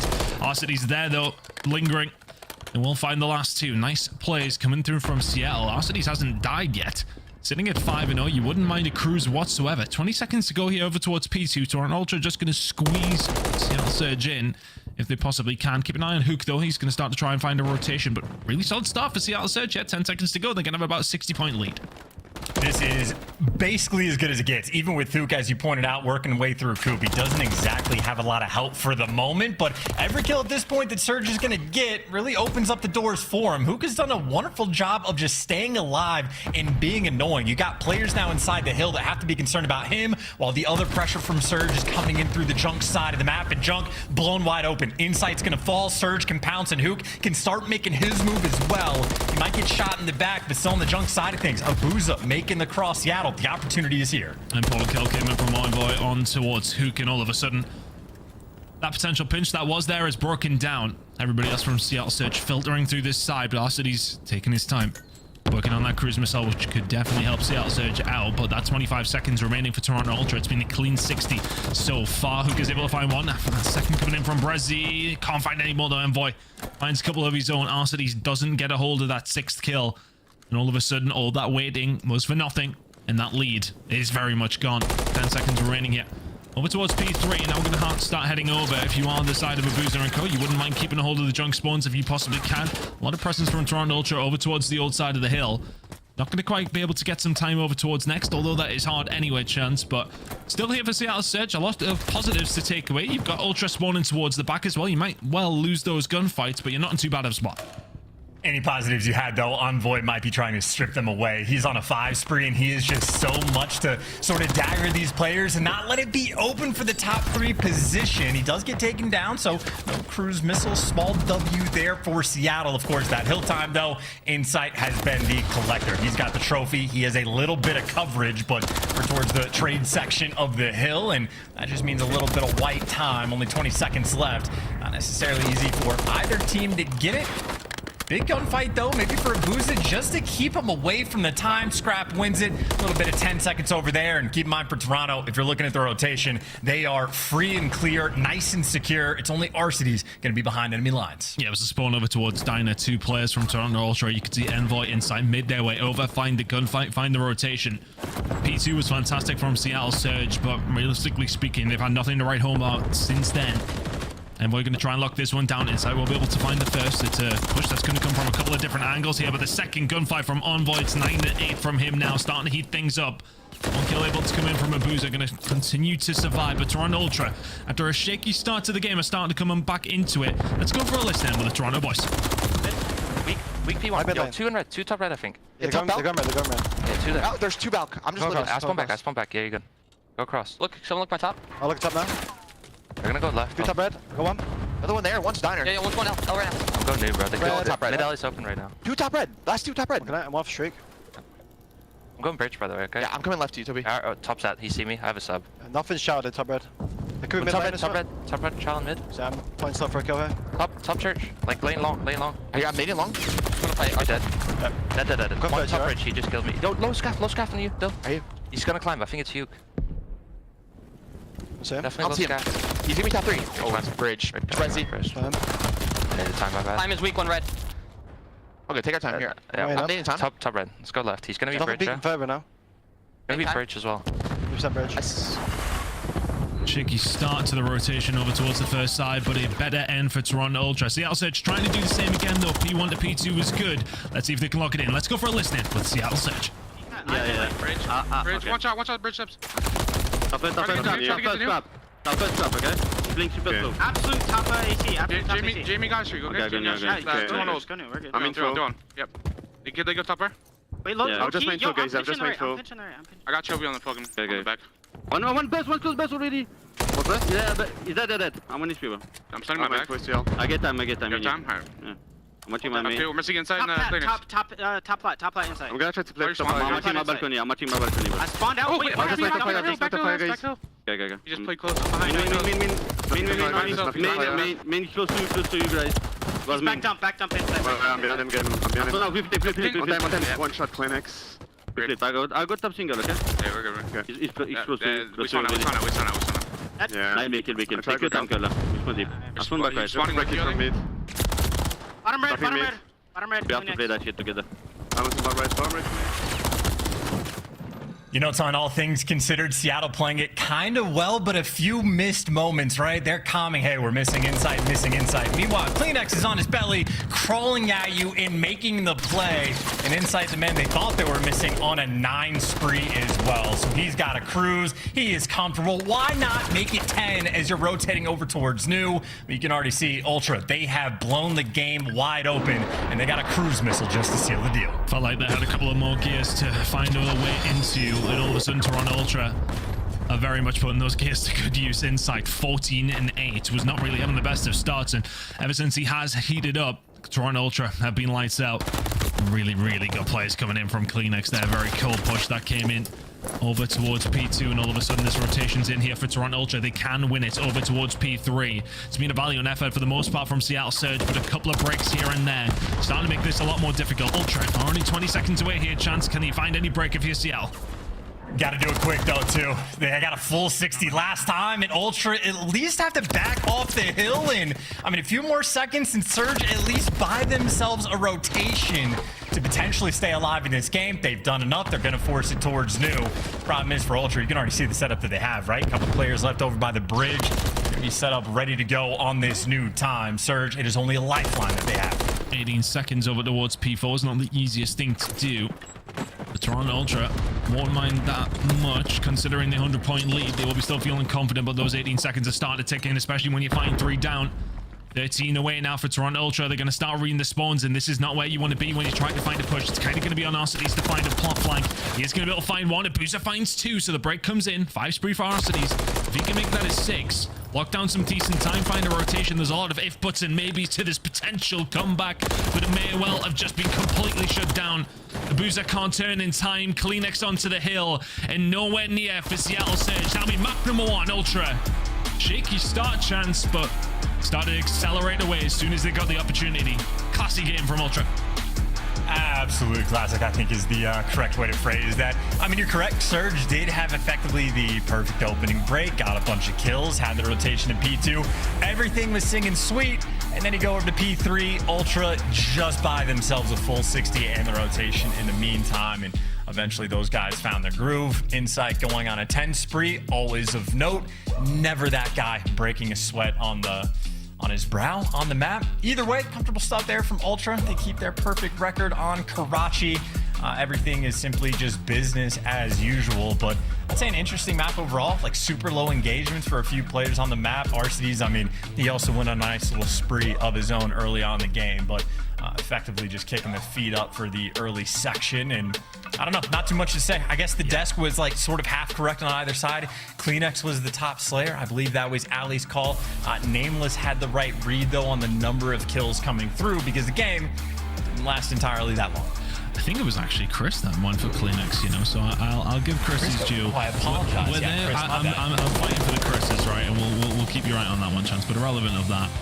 A really good performance from Ultra. And look, I think for Seattle Surge, you come into this game, you're heading into an undefeated map for Ultra. It's a map that you don't particularly mind yourselves. You're thinking, all right, yeah, good start. P1, decent hold. P2, nice rotation. But that was all they really had to talk about, right? We headed over. There was a certain stage where Surge would have found a comeback from there. Ultra did really well to find the second break. Insight on the 10 spree. It felt like it was curtains from then on out. And for those of you keeping track of the highlights too, some of the big moments from Ultra, it was when Envoy went on the 5 spree around Chicken Coop. That was the hill that they got a full 60 on.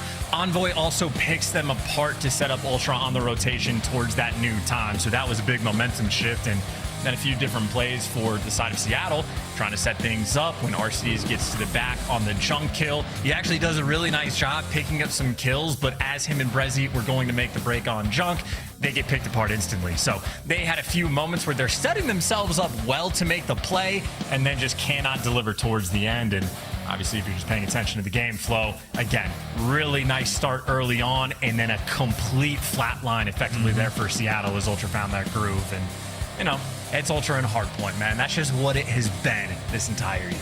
Yeah, 6 points over, 4 hills. Not good enough in the end.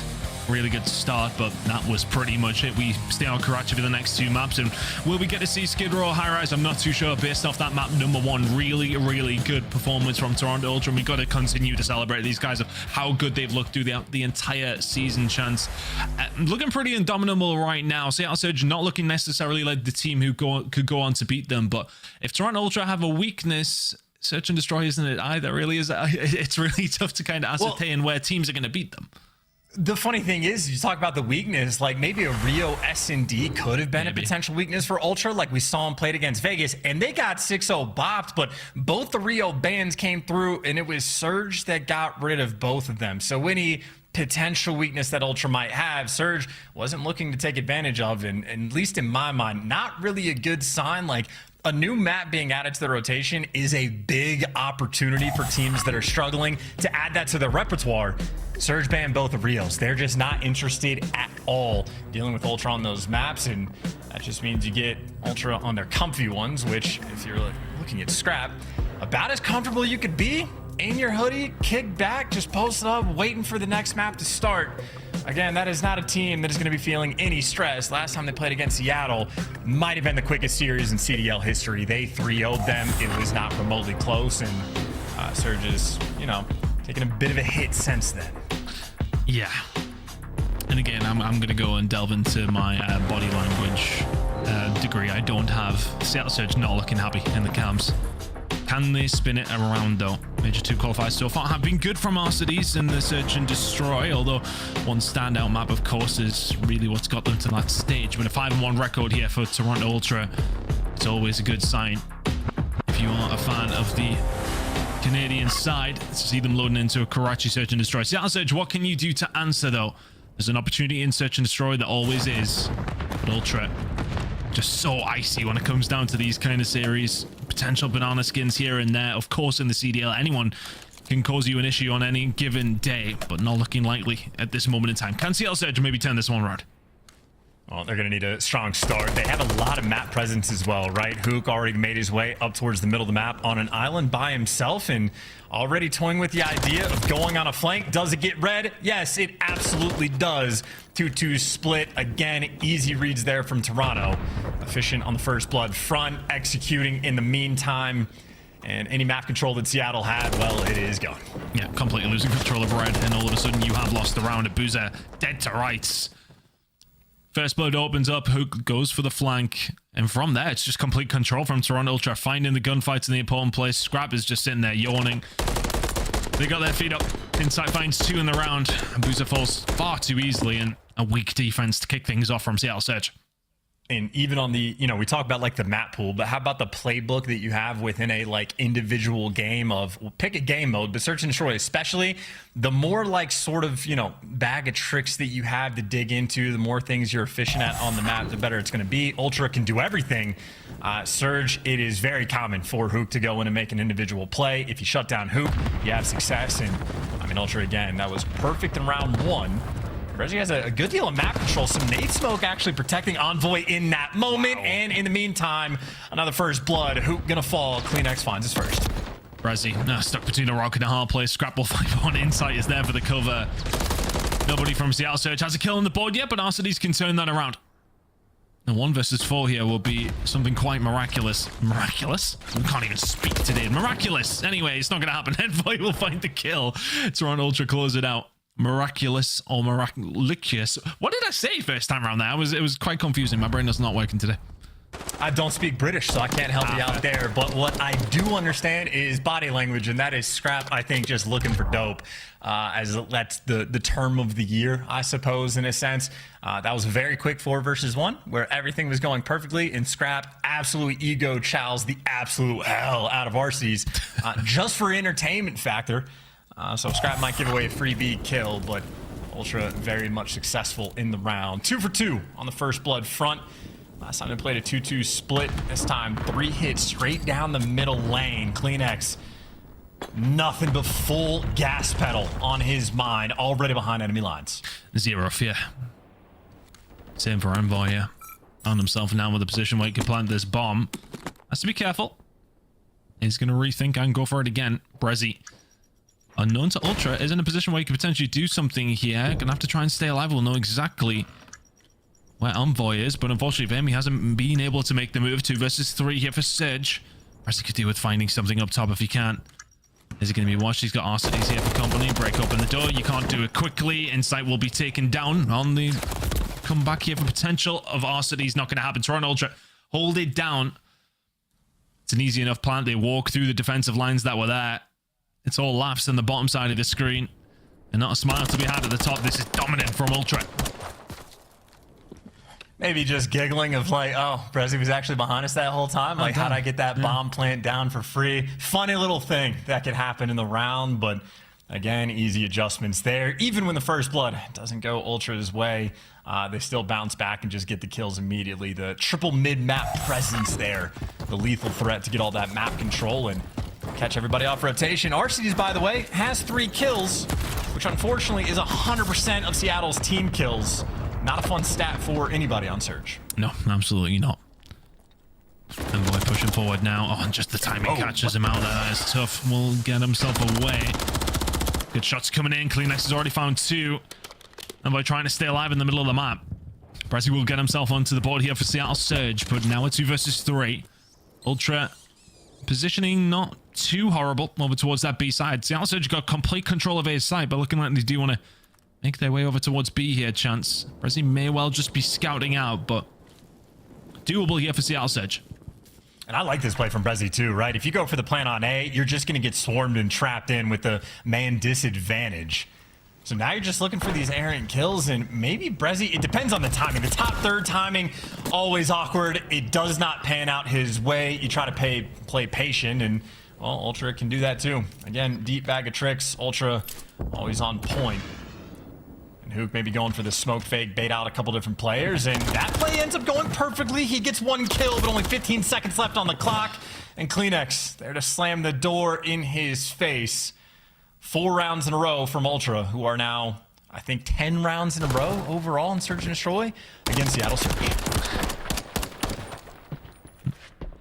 Not much to speak of from the Surge front.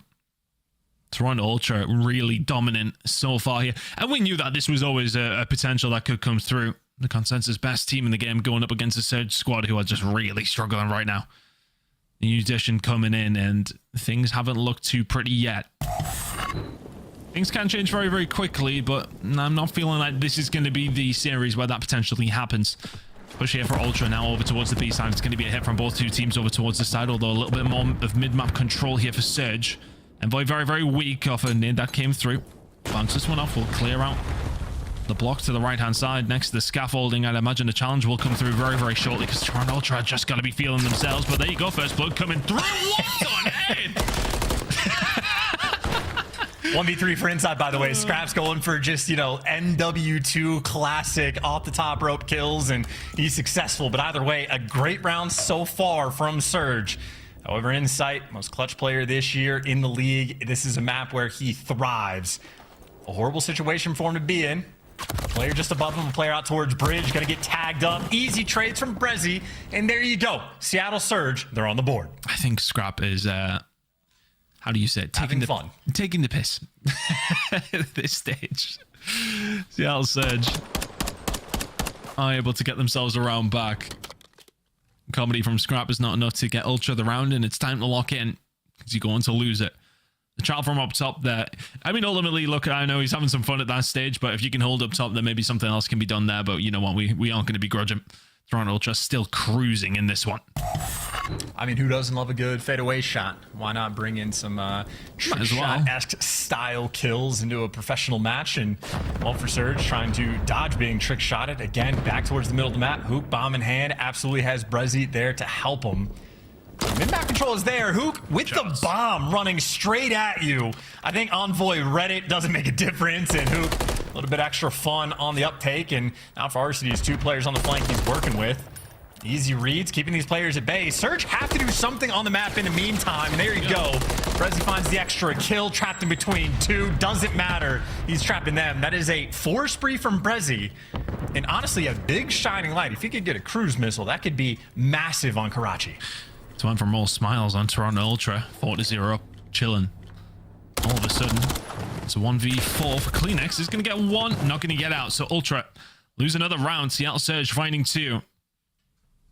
Toronto Ultra, it's time to lean forward again. Those first 4 rounds were solid, but good work from Seattle Surge. Brezzy doing some great stuff over towards this B-side. And I mean, it's a bold challenge from Hook specifically because he has the bomb, but wins it, opens things up. When the first bloods come for Seattle Surge, so do the rounds.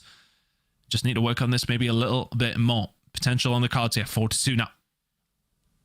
And I saw Hook as well, having a little bit of fun. Maybe dipping his toes in the sand. A little extra love there to Envoy.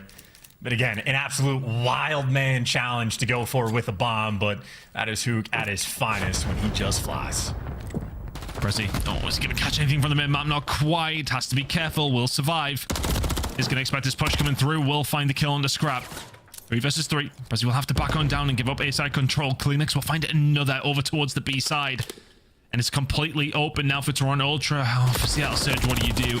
Both sides completely taken over. Ultra run through them. And all of a sudden, it's Mad Point. Run through them indeed as well. That is a kill. You are literally in your spawn dying to insight. That is always one of the most demoralizing things to me in ranked play, when you basically do not make any like aggression on the map. I know Brezzy actually moved up the map and got a kill, but being back down like that, not a fun experience. Ultra, again, as you pointed out, might have lost 2 rounds, but that is the confidence bounce back that you were looking for. 1 round away from sending themselves 2-0 up in this series. Kleenex sitting at 10-3. Being the kill leader on map number 1 and map number 2 by the looks of things. If Toronto Ultra don't close it out here, maybe somebody can close that gap, but irrelevant. Seattle Surge looking for a push over towards the B side. Insight there to be watching over, looking over towards top 3. Scrappers there alongside of him, but from a different angle. Push still potentially going to come in over towards this B side. Seattle Surge have some bridge control, so not too bad of a spot to kick this off here for Seattle Surge chance, but Toronto Ultra are in a decent setup. Well, bridge control doesn't really matter unless you get the bomb down. If Ultra players have to push into it, feels horrible. If they just get a coast and play for gunfights like this, it's not the worst thing in the world. Abuza, though, nice shots through the wall for the first blood, and now the bridge control is as good as it gets. Bomb down, 4v2 man advantage. These are the unlosable rounds. Surge, firm control. They are absolutely going to push this at least to a round number 9. Lovely stuff from Surge. And yeah, you're right. I mean, you know, you get control of that bridge, you try and then work from there. But still, it's never a bad step to take. Good job from the side of Surge. Abuza finds the first kill, and that opens the floodgates. A lot better from Surge here against a very, very good Search and Destroy team. But you would need to find 3 more rounds. And that's the daunting task still ahead of them. Could they give us a series here, chance, or will Toronto Ultra close this one out? We switch it up sides now, attacking round for Ultra. And they seem to be being very aggressive every single time they are offered the opportunity on these attacks. And looking like it's going to be that way again, over towards Market at least anyway. Insight finding Abuza. It's a 4v3 for Ultra now. Oh, look at this, though. Straight through the smoke goes Hook in, well, straight to the grave. He falls. Wow. And you have Envoy laying down in smoke, waiting for the push. Okay, Ultra, yep, easy reads on that front. Great nade to seal the deal towards the end in a 2-0 lead. Currently against Seattle Surge. Karachi, they've been fine. It is business as usual. Handshakes out and about. I'm glad Ultra are having fun. Pleasure doing business with you. Toronto Ultra, 2 to the good. And just nothing to really say for Surge. I mean, look, there was a couple of rounds here and there. They were able to find some nice players coming on through, but it definitely feels there is a quite large gap between these 2 squads, not just in the CDL standings, but in just raw talent at this moment in time. Toronto Ultra cruising in the series against Surge. CleanX again, another huge performance on a Karachi. 11-4 from him. Chris Puckett knows he's Call of Duty, man. I'm telling you. Yeah, Puckett's on point, has been the entire year. CleanX also, last time he played Surge on LAN at Boston, literally ran it down the entire series. He's doing the exact same thing once again. And I got to say, Ton, I appreciate the novelty of the handshakes at the end right there. Bunch of gentlemen on the side of Toronto. Making things look quick and easy here, though. Up against the Surge so far. Karachi Control is going to be coming up very, very shortly. Is it going to be the same old story, though? Or can Seattle Surge potentially turn this one around? Chance it's been a tough watch so far. But is there any route back in? Is the Control potential here? I mean, look, Toronto Ultra, maybe the best Karachi Control team in the game, if not number one. They are certainly top two, but excitement in the player cams for Ultra. Again, business as usual. 4 gentlemen on the stage. We're going to go to a quick break. When we come back, Karachi Control potentially to end our Friday.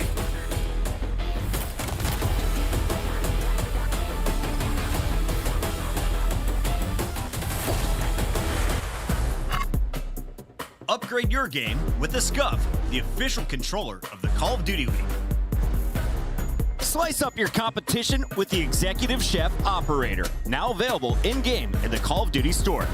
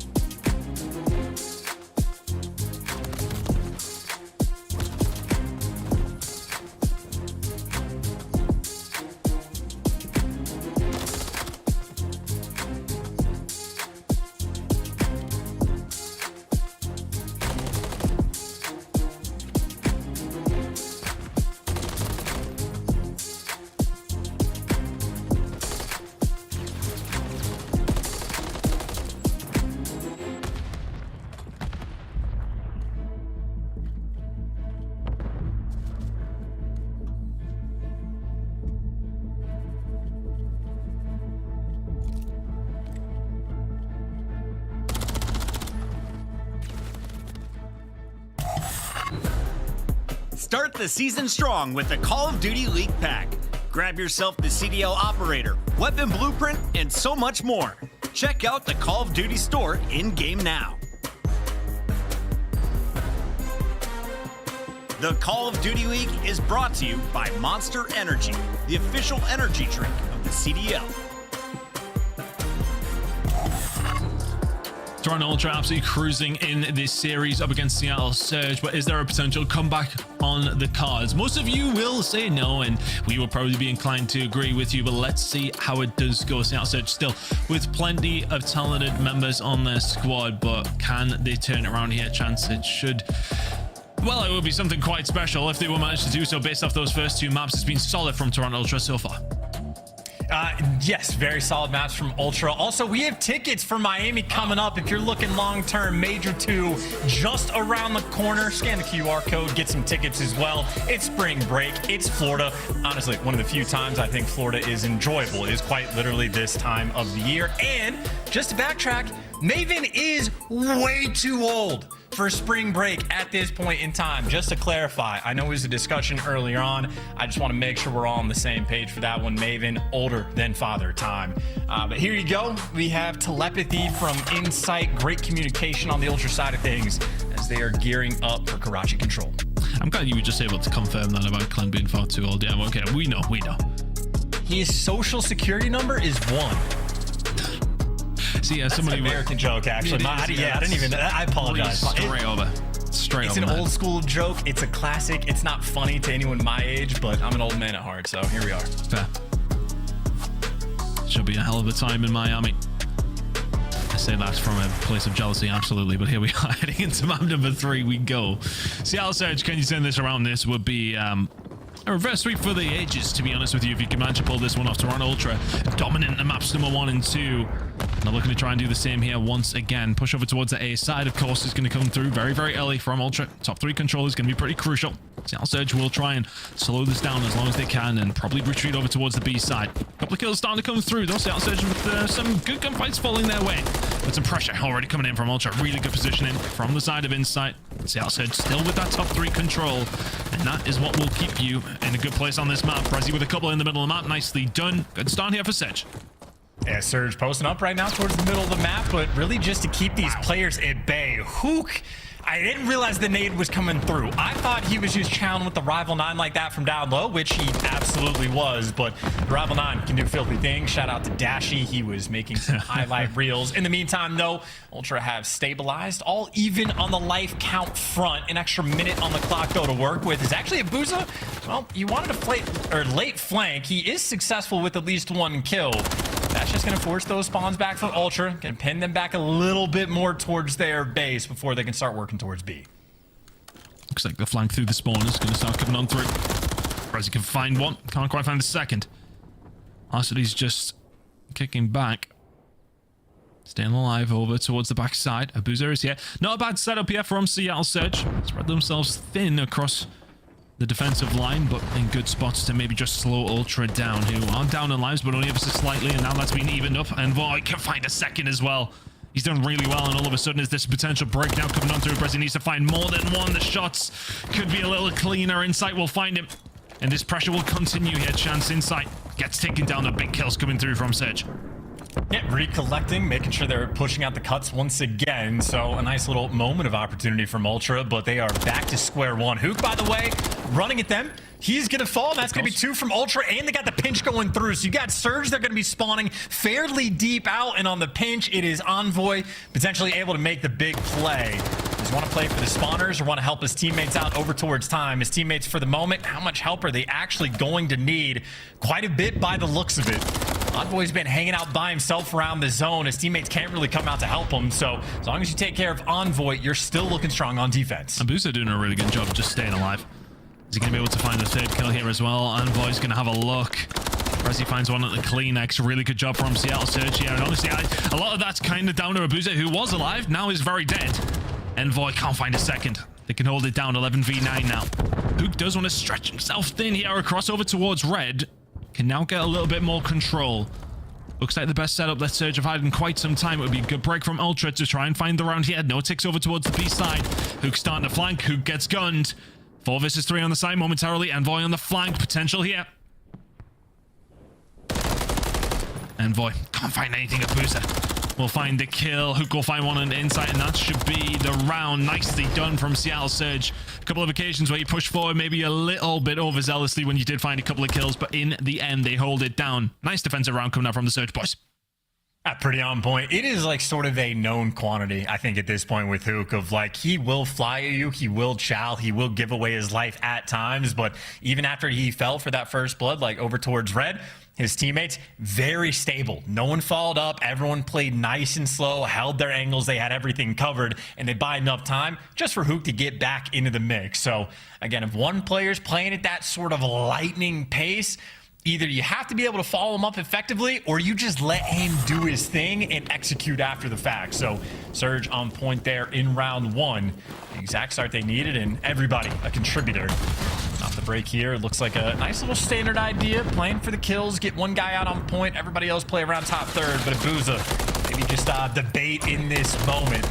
Maybe leaving him to die, or maybe he could do it himself. You see the baits for the kill on Kleenex and Insight. He wins his one inside the point. And again on Karachi, perfection on the opening break. Hook has the pressure on D. Fantastic work from Seattle Surge. Hook with an important couple of gunfights coming up is going to lose the first one. But the pressure was put on. Ultra have to answer over towards that side, which should mean that A is completely free. But it comes inside. Oh, and he will find the gunny onto a Boozer as well. What's unfortunate because Surge want to push over towards the B side, and they might be enticed to do so again. Not quite going to happen inside. We'll find Hook. And again, Seattle Surge forcing their way over towards this B side. We'll just transition through red by the looks of things. But again, not too bad of a start coming in from Surge. Life count they lead. We'll probably get a hold of A by the looks of things as well. Looks like Toron Ultra, well, possibly going to have to give this one up. As he should get caught here by Kleenex, not expecting it up top. A should be going over towards Surge in a second, unless Ultra can do something about it at the final seconds. Abuza will fall. Seattle will have to back on down momentarily. But all is not lost yet. 50 seconds to find something here on this attacking round of control. And that really is the most annoying thing for the team on offense, where you're that close to capturing A, and you want to start working over towards B, go through junk, but you just are right back to square one. And again, Ultra just being annoying. Like the A cap feels like almost a guarantee. Finally, it's going to go through, but Ultra clearly going to make them work for it. Now you got Scrap number 5 pushed out towards junk, keeping things secure. The rest of his teammates on Toronto, no. The pressure's going to be coming through mid and the left flank. That's where RCDs and Brezzy going to be working together, and they're moving pretty quickly. Brezzy already in the back alley. RCD's over up top. And still, they got a lot of work to do before they can make anything happen. You see RCD's worried about the spawners, and when you talk about the good plays from Surge, Ultra ahead of the game, aware of the flanks, putting Surge back to square one. RCD's in this position is really going to be the linchpin for Seattle Surge. Oh, he gets caught out just a little bit by Kleenex. He won't find the second. Brezzy takes him down. Now Scrap going to have to back on up. He gets wiped out as well. So all of a sudden, you've cleared your flank. You made your way into right of Seattle Surge. Now can you find the break? Lives are dead even. Toronto Ultra is set up. 50 seconds to potentially find something here. First gunfight's going to be absolutely massive. That nade out is going to slow Brezzy down. It will slow that push. Another 5 seconds. RCD's on the flank, though. That could be the break. He finds the first one, and here goes Seattle Surge. The rest of them starting to move now. Insight is going to have to find a couple because Brezzy has found Envoy. And all of a sudden, it's looking like a perfect break going to come through from Surge. Kleenex can find nothing. Wonderful work from Surge now, working on B. Triple stack as well, so this is gonna fall quickly. Maybe only 12 to 15 seconds that Ultra have to work with. And I mean, Scrap first man in, all the angles chosen. It's through a door, just reads it. Still the final tick is nearly here. The trades though enough from Ultra to stop it. And that is a hell of a gunfight from Scrap. Still though, 30 seconds on the clock. Surge, they get right here, back at it again over towards B. Upset plays coming in from Scrap. Envoy needs to stay alive. The pressure's starting to come in again, and because you were able to defend, you forced them away. But Seattle Surge are back in numbers very, very quickly. Inside with the Renetti, good work. Our cities can find one. Kleenex is there, but it's going to be down. Hook finds 2. 1v1. Hook wins it. Gets himself inside the point. 2 members are alive from Ultra. Scrap finds the gunny though. Abuza inside the point. You got to contest if you're Ultra. If you Surge, the rest of you got to get here, and it's only down to Kleenex. And even he cannot do anything about this. Seattle Surge attacking round. There is life in them yet here, Chance. What a lightning round. And did you see Hook after that, by the way? Instant fist bump, and then boom, back to locked in. Hook absolutely frying. Envoy just caught either without ammo or in the middle of a reload. But that 3-piece from Hook on point. And I gotta say, that is like back-to-back pushes at just an absurd pace coming in through Surge. They flipped the switch. Also, Josh, by the way, your free cam on point right there. Nice little side view of all the action. We got RCDs jumping off a top AC to get that first kill to initiate the push that got them the round. So here we are, Surge. Off the back again. This is a team, if they get to a map 5, honestly, it's going to be interesting for the high rise. Got to get there first, but Sparachi Control in a very good spot. Inside lines up his teammate Anabuza. A little bit of pressure out towards B, but Surge looking like they're going to be quick to respond. Heading over of Ferocities. No tech coming in over towards B. Inside just choosing to position himself to slow down any potential reinforcements. And here comes Scrap now. Gets over. Not unscathed, but very much alive. And Boy and Inside find a couple of kills here as well. So it's panic stations now for Surge as all of a sudden Toronto Ultra can find a way through. That's a 3-stack over towards B out of absolutely nothing. And all of a sudden, if you're Brezzy, you need to find a way over. 2 ticks gone. You need to get going. Brezzy not going to be able to find anything. Toronto Ultra just find a gap and punish Surge immediately. Well, this is the classic. I mean, look, Surge have a very unique playbook when it comes to control. You watch them on high rise, they'll just give away points for free. Here they execute the exact same game plan. Personally, not a big fan of doing that on defense, but now you just have Ultra. The only thing they have to do is cap the easiest control point in the game. And they get a minute and 40 seconds to do it. Booster's got to know they come behind him. Surely top 3 control is going to be absolutely paramount. Can find one onto CleanX. Can't find the shots onto Insight.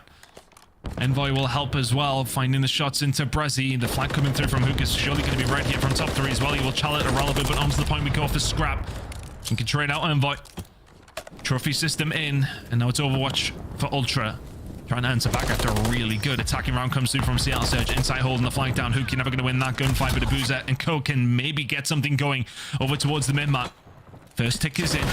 Envoy will find another. Feels like the attacking team is Surge here as they're just trying to get control once again of the middle of the map. Scrap can find one. Next gunfight here from Brezzy is huge, but Insight on Overwatch, 2 ticks gone. Chance this might be the attacking round they need. It's going to fall through. I mean, never a doubt in anybody's mind. You cannot just give up B that quickly and ever think you're going to win a round. And I mean, this is my bad as a commentator. I'm thinking Surge are going to be quick to respond. They got a guy off spawn. There's, you know, Arsenus was top AC. Surely they're going to go defend the more, like the easier point to defend. Nope, it's Seattle Surge.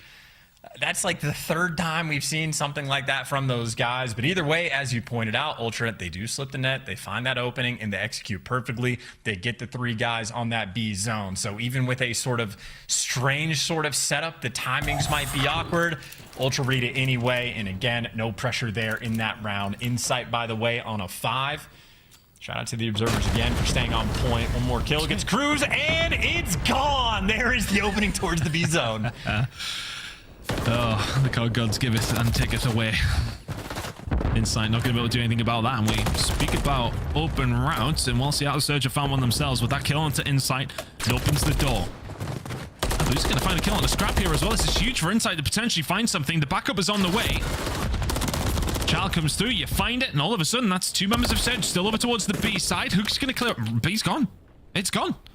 Ultra are going to have to defend over towards A unless they can find some miraculous gunfights coming off the respawn, but it ain't going to happen.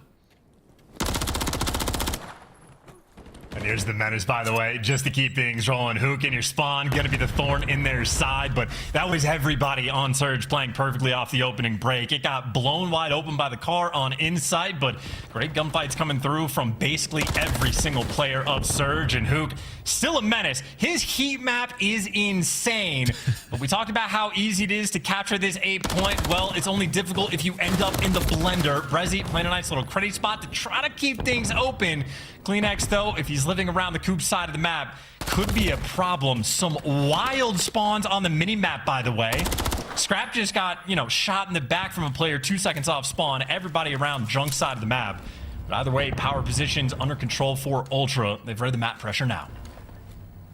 Scrap reading something potentially coming over that side. Was holding down junk, didn't see anybody. Pressure now going to start coming in potentially on the flank. Toronto Ultra are very much on a swivel here. Oh, the timing's not going to work out for Inside. Hook is just going to slip the net over towards the side, but Scrap will deal with him. Boozer top red, though, is going to find something. So maybe a slight inroad now for the side of Seattle Surge, but still struggling to get out their spawn. Is that the spawn for Hook there? Over towards, yep, yeah, it is. Market spawns coming in, and all of a sudden you have a potential route through. Jump straight on it. Scrap finds the gunfight. Ultra just about holding on here, but it's still not quite secured. What is that? That's an insane one, but finally, at least Kleenex is going to fall. He was alive for so long, and it might take a minute to set up, but Surge, they've finally broken through at least that initial push, and now you get bodies on the point. Grenade's going over. One tick not quite in. The grenade not going to land either. Kleenex can't find the gunfight. Needs the rest of the team to come in through. Scrap. Ridiculously accurate. Envoy finds one. They clear them off the point, but they need to find these next couple of gunfights. Brezzy is there to find one. Potential for Seattle Surge to still win a map here. 11 versus 10 in terms of live remaining. Now 10 apiece. It's an absolute blender in the middle of the map between these two teams. Nobody really in control. Envoy on the point. He has company as well. The shots into a Boozer are absolutely relentless. And 4 down all of a sudden. And that's going to be the problem, because you're back to the junkyard side spawns. It's getting red. The pressure's going to be there, and they actually decap that A zone. So you're not getting kills. The time is ticking down, and because of Envoy's work, you are back in your spawn with 4 lives remaining. Ultra do one of the most difficult things to do in control. They execute it nearly perfectly. Surge, last push attempt, and you're running into a blender. Ultra showing off the goods. That's exactly why they're one of the best Karachi control teams in the game. Solid from Ultra. Unwavering in their defense over towards the A side.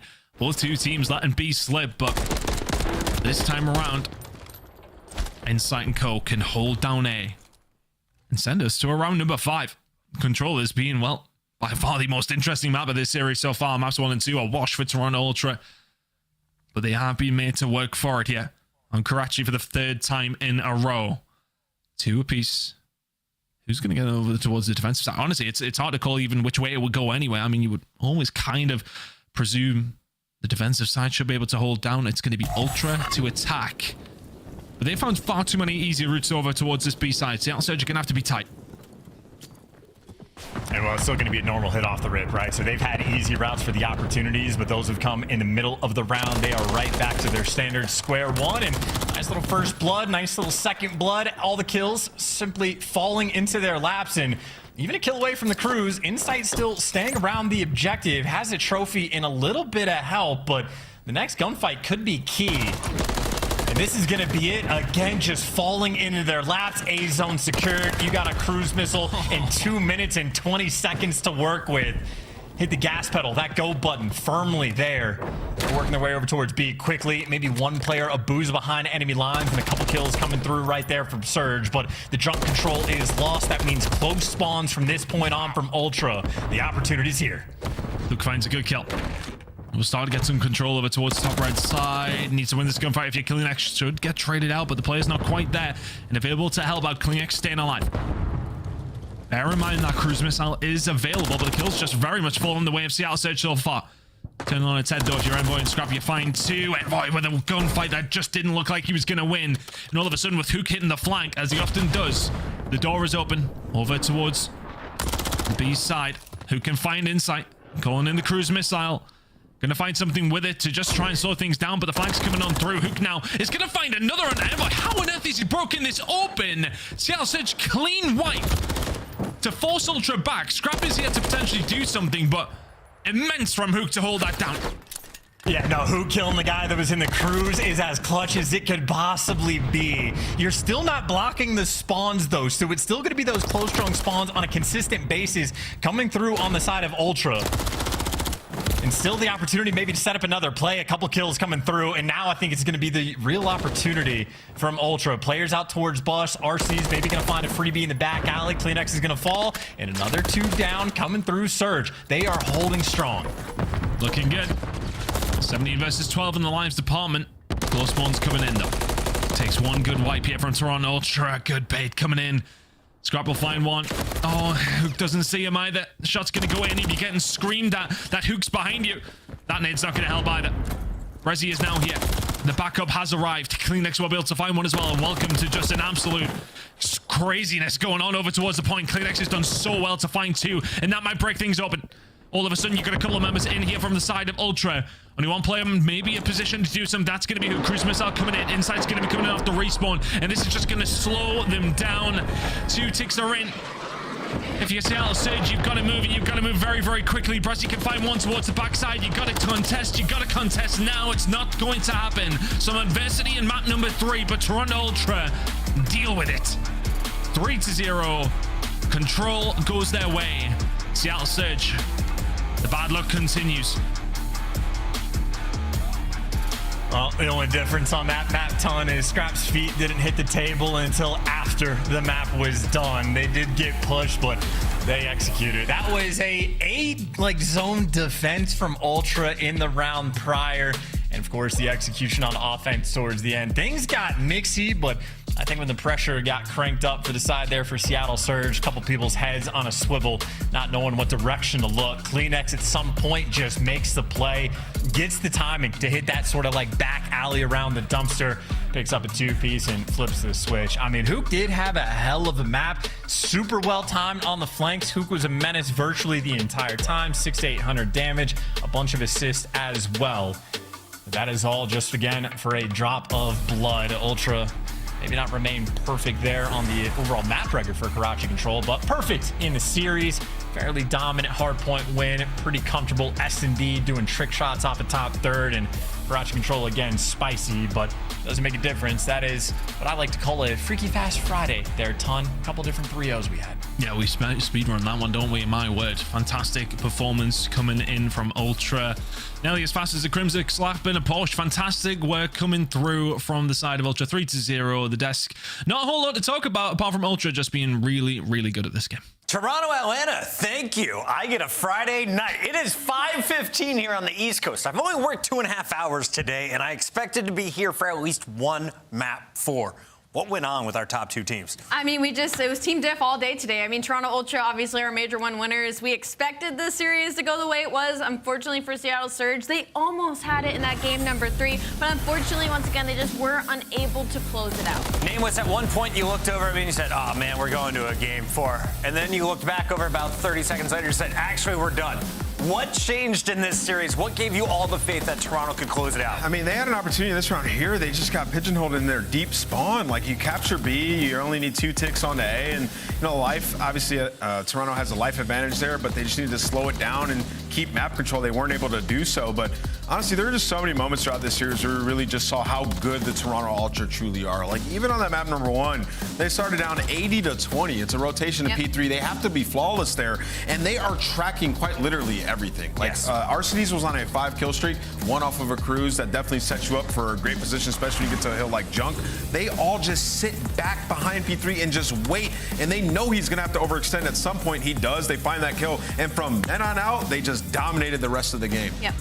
They're just so clean, man. They have these opportunities they just run away with. For the for the Surge side of things, Abu's had a pretty good game 3. He drops 35 kills. The other games in this series, you really have no chance to keep pace with Toronto. Is there life here in Seattle? Can they fix their respawns and get them back in contention? You want my honest answer? Yes. I think we need to call another team change for the Seattle Surge. I mean, I just don't think this is going to work out in the long run. I think at this point, especially morally for this team to continue losing in the way that they are, I just don't see it working out in the long run. All right, it's time for your Scuff play of the game. It's not belonging to Surge. It's Toronto, and it's the end of round 4. And walk me through this. How do you lock down A? Yeah, I mean, it's just in this situation, like, Seattle Surge actually has an opportunity. Like, you just have to slow down your game and try to keep map control. They're not able to do so. And you see Envoys dancing around here on the point. Everybody's just finding kills. And for Seattle Surge, you see in every single fight, they're taking one-on-ones without their teammates. And you find yourself now, and you're in a 4 versus 9.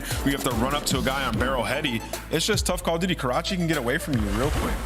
And this is like the pre-match setup where I was saying, one of the biggest differences when it comes to Toronto Ultra is, some of these games get close, but right near the end, it's always one player from Toronto Ultra that just makes an insane play. You saw it in that round and a game in round number 5 when Kleenex hits dumpster, he gets a timing. There's like maybe half a minute on the clock and he finds 2 kills and they're able to get that cap. Kleenex may be the scariest player in Call of Duty right now, and he joins us live. It's our Monster Winner Spotlight. Kleenex, we don't get a chance to talk to you enough, my guy. How are you feeling after today's 3-0?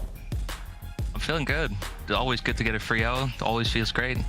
Guys are trolling me a little bit on the side, but we're good. Is there ever internal competition to see who can drop most kills?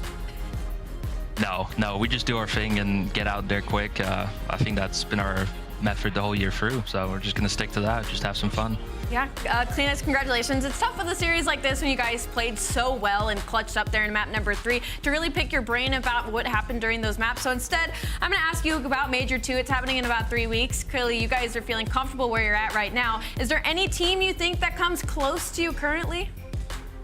Yeah, obviously FaZe is one of them. They've been the team to look out for about the 5 years I've been in the league, so obviously FaZe, but also think there's a few contenders in Optic in New York, at least from scrimming them. Kleenex, I feel like the community doesn't know a ton about you. You know, you don't really stream that much. Yeah. I don't remember last time I've seen you live. I don't really see you in Money 8s or anything like that. So outside of like your team's practice, what are you doing to get so much better? Because I feel like year after year, you are improving as a player to now it feels like you're the best in the world.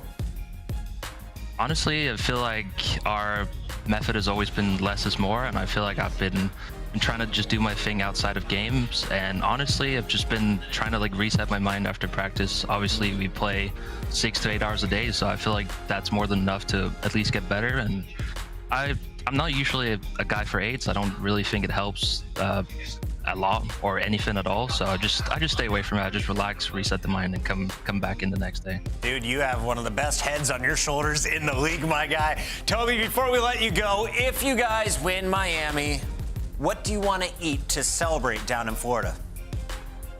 I think we're going to a nice steakhouse on the Ultra Card. How about that? Ultra Card, there you go. Hey, you're going to get some fresh shrimp down there too. Trust me, it's all kind of awesome. Kleenex, thank you for joining us. Good. I'll make sure I try it. There we go. Thank you guys. Have a good one. That's Toby, a.k.a. Kleenex, a.k.a. the silent assassin. He got the job done today. So did Atlanta FaZe. And we got to recap all of the action here on the headquarters. Allie? Yes. Make it quick. What did we say? I mean, you say all the action. This is going to be a really quick recap. Atlanta, I mean, they 3-0 Rocker. That's it. There's no elbow, there's nothing. There it is. Is there faith in Rocker moving forward, Ant? Yeah. You said last week they were a top 4 team. I think Rocker is still a very solid roster. I mean, obviously in this series it doesn't exactly go their way, but there were some massive clutches that happened in the search and destroy, and then in the control also they had another big opportunity, right? They played against Atlanta FaZe. Tough competition. They've had one of the hardest strength of schedules that we've seen. Also, mind you, they played a pissed off Atlanta FaZe. It's coming off of a Game 5 loss to the New York Subliners. Came in with some massive adjustments in the search and destroy. So on the side of Atlanta FaZe, I was impressed today by their response, at least in that game mode. We'll see if they can continue.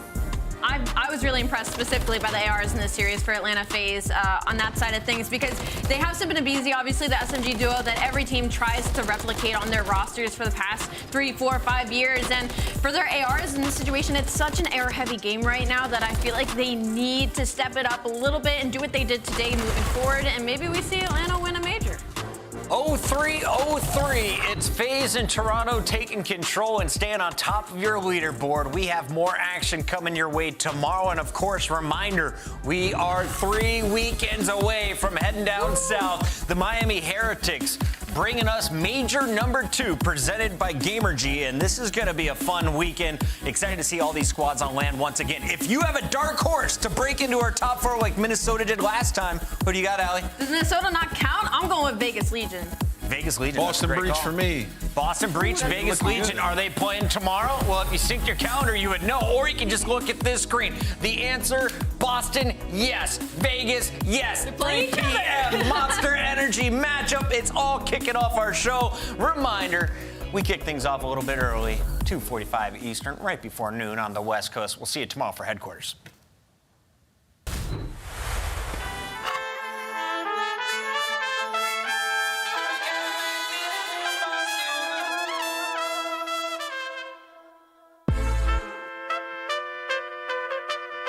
Yeah.